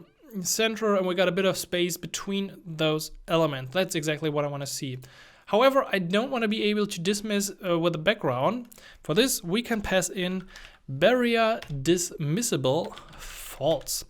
And now we are stuck in the loading, which is good news because we can't dispose of this anymore. This looked actually pretty good. I got a pretty good feeling about this. So while we display this dialog, is this actually a future? Yeah, this is. So we should make sure that we await the presentation of that dialog. Once we got the dialog, we want to make a request. Again, I'm not going to make the final request. I'm going to make, during debugging, a request to something else. So during debugging, I want to make a request to just a random Wikipedia image file. That I think we used this one before. So to use HTTP, we once again need to include the Dart package correctly. And then go back. So this will make an HTTP call. And it's kind of the same because we in both scenarios get back a blob. So how do we handle the blob with Flutter? That's a good question. Good that you ask. There's actually a way to do this. And we're gonna do image equals uint8 list. No, not completely. From list response dot body. Actually, not body, body bytes. And this will create an uint8 list. So we can actually give it that type. With that in place, this is actually something we can already display. Because there's going to be immediately, let's just throw in a little bit of delay while we do this. And then we're going to dispose the loading. We can dispose this by simply calling navigator, navigator.pop. And this will pop the topmost thing. What's the problem here? Do not use build context across async gaps. Well, yeah, this could be a problem. In our case, I think it's fine. I think it's fine. And then let's just call another function show result, which expects this kind of image. And then in here, we're gonna somehow display it. Just do this again. We could probably also do this in one function, but it's nicer to split up the code a bit into different chunks. So let's actually try, because it should work at this point that we see the loading for 2 seconds and then it should pop and call the show result function. Well, is there a problem here? No. So why are you not popping that context, my friend? Did we actually did we pass the right context? We passed the perfect context. Let's remove the delay. Oh, you're unhappy because this one is marked as an asynchronous function, right? That's interesting. Let's see if I remove all of these things.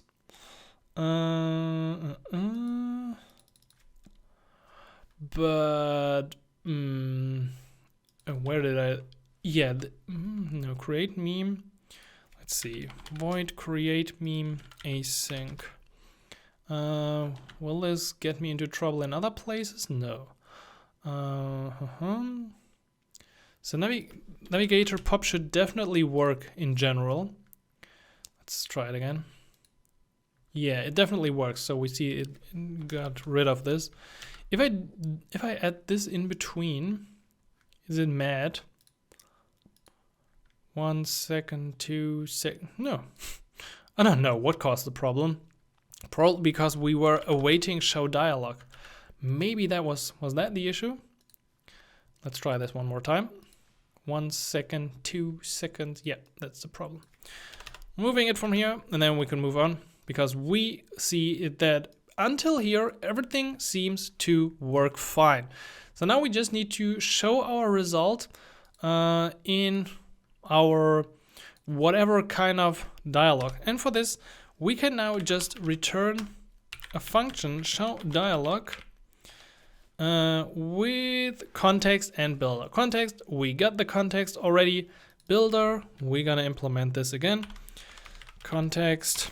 And then our own function. And what we want to return is now an alert dialog. Can we actually do like alert dialog here from code? I don't think so, right? We need this show function, I think. So anyway, we can do this. For the alert dialog, let's set the title to const text. Oh, we're so close to finishing. I'm really getting excited about seeing the finished result. This is the alert dialog title, and then we got a content. For the content, we can now use the image we got in memory. So we're not loading it from assets, we're not loading it from network, we're now loading it from memory. And we can just pass in the image here. I think, do we have to give it a specific size? I don't think so. So let's just try this. Next to the title and content, oh come on, I need more space in here. We also need action buttons. Actions. So for the actions, we can use the same button type we had before. Elevated button. On press, we're gonna call another function. Actually, yeah, let's add a button to with a text, const text download, and then you can download this to your phone's gallery. That's gonna be interesting as well. On press, on pressed, we gonna call this function that's still to be defined. Let's call this, I don't know, save image. Save image, and we can actually pass in the same image that we could also keep this in our state. It doesn't really matter too much how you implement this. Save image, image. And also once we press this, we probably also want to hide this view, but yeah, let's do this in here. Let's call save image, and let's call navigator navigator.pop context, so it will pop this dialog that we've presented. What are you unhappy about the navigator? Okay, probably not using the arrow function. That makes sense. So, okay, we're getting here. We can generate the meme. We get into the modal and we actually see our image here and the download button. Pressing that download button should close it, and it works exactly as advertised. I can now also, of course, dismiss it by just clicking the background, because at that point, it doesn't really matter that I click the background. It should be fine. But that's pretty cool so far. So we only need to, actually we need just one more thing. We just need to save this to our gallery. So I gave this before a trial. Let me remove a few of the images. This is a bit slow, right? Hello? Okay, we're gonna delete those two. Can I select more? I can't select those. I'm not allowed to delete them. Huh. Actually, that was a troll image. I do think it's pretty cool. There's the meme creator.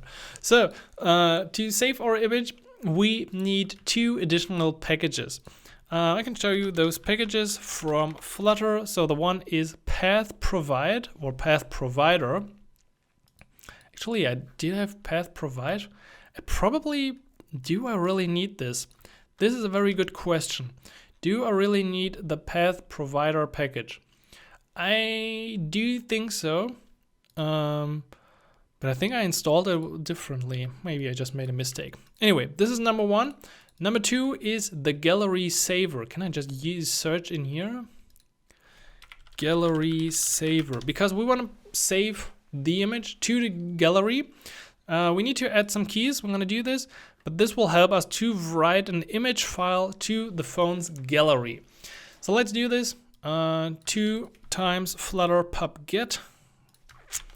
Going back to the terminal. Oh, that didn't look good. I hope that was from somewhere before. Flutter pub add path provider. And you're fine. Flutter pub add gallery saver. Okay, cool. 2 new dependencies added to our project. So now we can finally go back to this function to save the image. And to save this, we first of all need to get the document directory by calling, I'm gonna make this an asynchronous function once again, await get application documents directory. So this will give us the internal directory of the app, because we first save that image to the application internally, and then from there copy it to the gallery, because otherwise we would have to use different plugins. It could work in different ways, but this one is pretty easy as well. So let's create a string documents directory. I would really like to have some kind of code completion in here, or maybe because I just didn't use the $sign. Yeah, but that's actually, it should have path. Oh, it should also be document directory. Then I do have path. Okay, don't listen to anything I say. We're gonna write it to that directory, and we're gonna give it the file path and name equals, let's do this again, now using the right one, document directory dot path slash images slash meme dot jpeg. Since you can only download an image once and then copy it to the gallery, we can just reuse that name. That won't make a difference. Now we're gonna make sure that we create the directory structure, and for this we can use directory using first path, which is pretty much painting bringing us to the images directory, and then call create, making sure that we create all directories along the way using recursive. Now we can write the file. So let's call this one file. Actually, let's use file. That should be fine. File from file and path. So this is really the absolute path to our new file. And then to this file, we're gonna call write as bytes sync using our image data up here. That's it. This writes the file to the internal directory of our application. We could actually load it from there and display it if you want to build some kind of list where you show internal things. However, we really want to have it in the gallery so people can later share it. So therefore, we're going to use the gallery saver dot save image, and now the path is simply file dot path. Actually, I think we could just use this one. Should be pretty much the same, but let's rather use the real file path. And to wrap it up, let's show a little snack bar. Snack bars are always nice. You can easily use them. Snack bar content, text. Let's add the text meme saved to your gallery, and making sure we add the semicolon, and then we just need to display that snack bar using the scaffold messenger. That line actually that I found online looks a bit strange to me. We're going to use the scaffold messenger of our current context and then call show material banner. No, I want to show snack bar. Snack bar. I don't know. But Visual Studio Code complains about it, and I haven't really found a fix to this. Do not use build context across async gaps. Yeah, we've seen that before, but it should actually in our case work just fine. So let's see. We do the close enough. Let's see. Oh, well, anyway, we get back right now the fake image, but let's call download. And we see missing plugin exception on the implementation not found. Get applications on path provider. Okay. And also, by the way, we forgot to add the permissions. So I feel like we didn't have the right packages installed. We do have the gallery saver, and we do have the path provider. Probably we need to reload our application, but 100% we need to include the permissions for iOS. So we can go into iOS, runner, info plist, and at some point we can include the cool NS photo library usage description, just like this. I don't know if it's gonna work with just a restart. Let's give this a try. I'm just using that guy now. No, that's also bringing us here. So probably let's kill this. Let's kill the live reload and do a completely redeploy. For that, I definitely need to open up the main Dart again, and then I can hit the icon. That should do a new build, probably because we added new packages. We need to do a rebuild. Also, of course, if you are deploying for Android, make sure you include this write external storage in your manifest.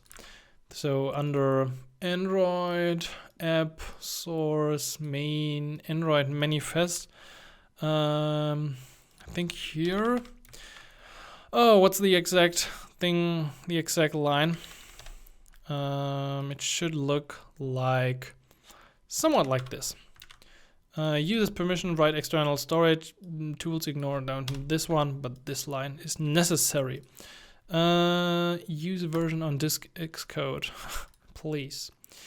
Did it already relaunch? Probably, it probably did. Let's check out, do I get some output? Let's see, I use this one, yeah. Let's try this one, generate meme. Download and meme saved to your gallery. There is the snack bar at the bottom. I was covering it with my head. And let's see, this is like the final confirmation if everything works. There is the image. Cool. Now there's just one last missing thing, and that is once again using RapidAPI. And we can check this out. Where is it? The meme generator. I'm going to include this now. So this is a tiny bit different setup, but we can easily get this done in our creator page. So where do we currently do this? We do this here, where we make like a request to that. We're going to exchange this to creating a final response await. Probably I should use equals await HTTP get. And now an HTTP get to the URL we've just seen. I'm gonna copy this. Actually, we're gonna construct this a tiny bit differently. So what we're gonna pass in is yuri.https, because then we can also specify the query parameters that we had before. So with yuri HTTPS, come on, indentation, hello. We can first of all pass in the URL without HTTPS and without images.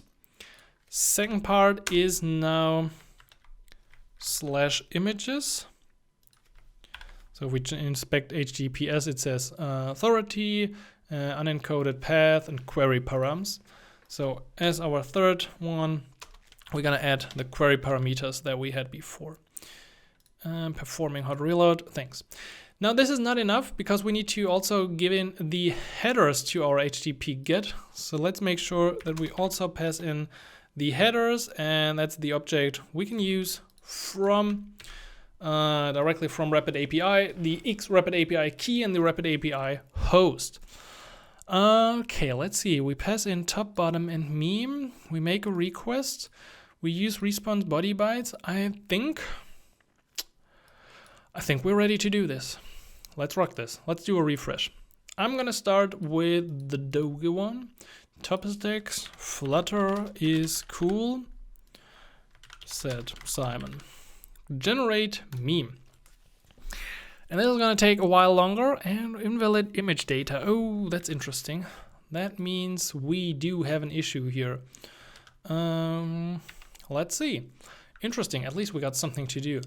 We got the meme generator, rapidapi.com. Is it not slash? This is /meme, my friend. Flutter rocks. Simon. Oh, Simon says. Generate meme. Do it. Come on, do it. Do it. Yeah, that's good. That's good.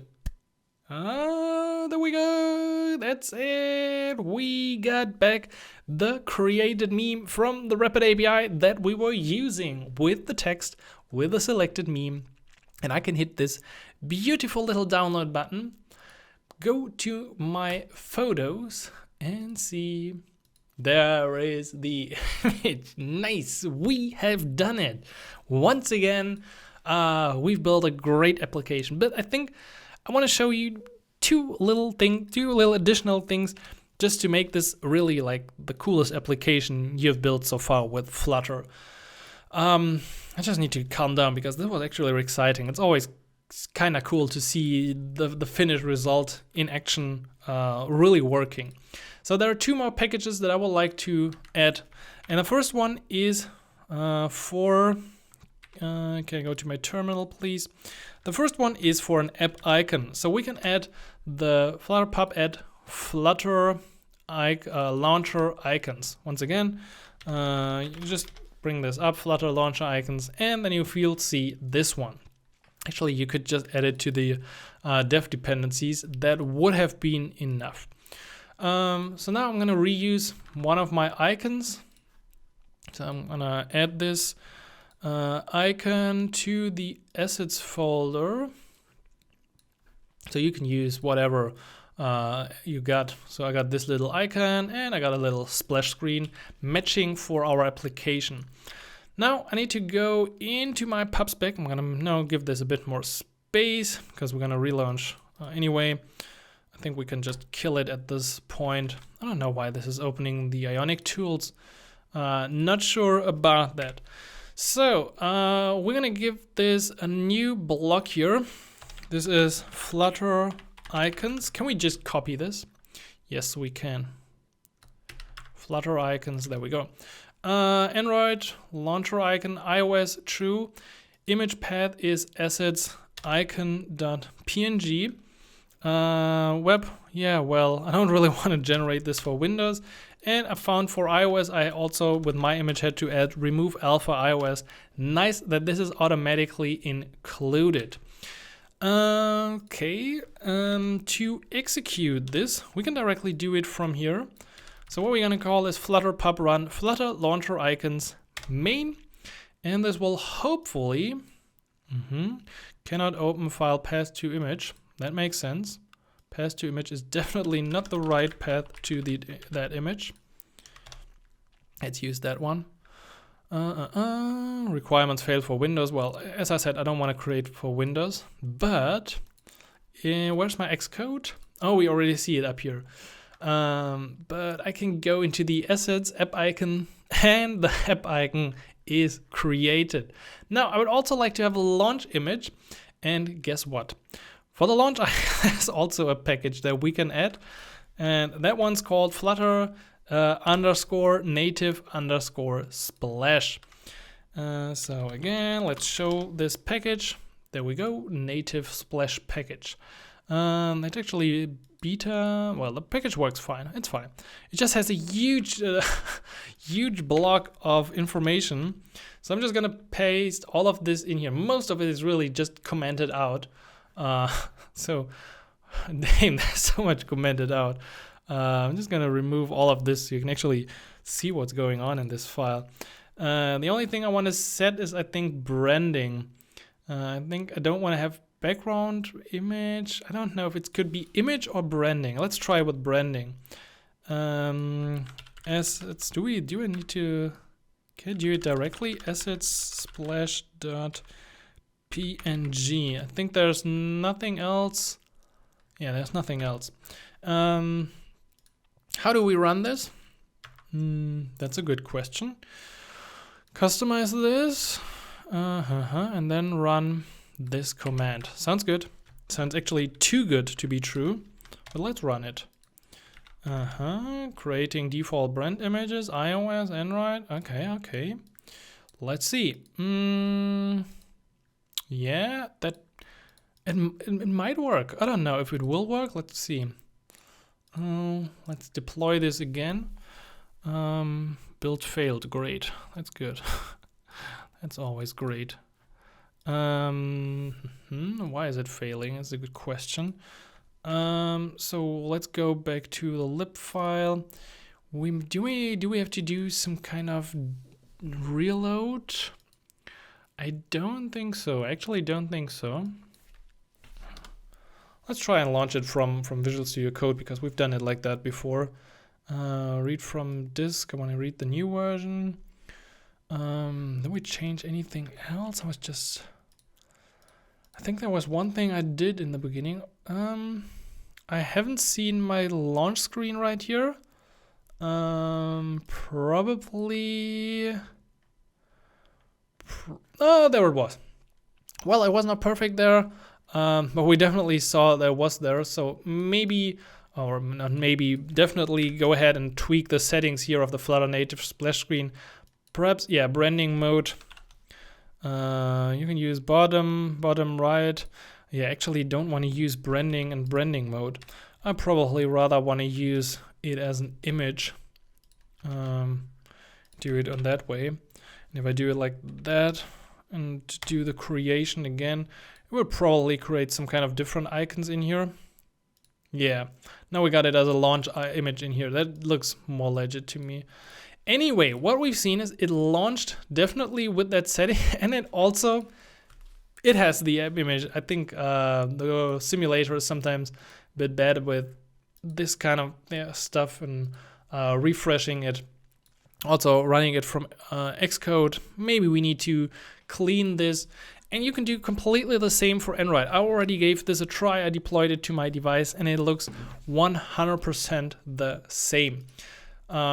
So with that, we probably could set a better background color. Like if we use the background color of this, we would have a seamless splash screen on that page. However, we got a swiper up here with HTTP calls. We got a draw component, which allows us to navigate around in our application.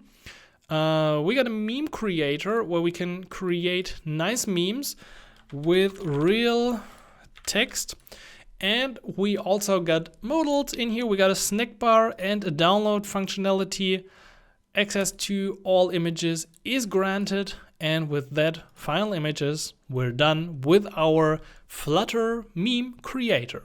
Alright, and that's it for today's tutorial. Once again, it was a big guide, but I hope you enjoyed going through the different steps from a blank new Flutter project and then seeing all the debugging and everything that we can do, installing packages, updating native platforms, and of course including the APIs and just how to handle things with Dart. If you got any questions or if you want to see more about Flutter, of course leave a like below the video and of course a comment with your question, and definitely make sure you check out RapidAPI. Links to it right below the video. You can create a free account as well as the free Visual Studio Code extension for the RapidAPI API client. Again, if you're new to this channel, you will find a lot of web development topics on this channel, but there will also be more Flutter in the future because I actually quite enjoyed it, and I'm gonna do a little compilation of Capacitor versus React Native versus Flutter in the future so you can get an overview, because I did the testing with the same application and I got an experience of what went well and what didn't went well with those three frameworks. With that being said, I hope you have a great week. I hope you stay subscribed. If you're not subscribed, definitely hit that icon because there will be tons of great videos in the future, and then I'm gonna hopefully catch you inside the next video. So until then, happy coding,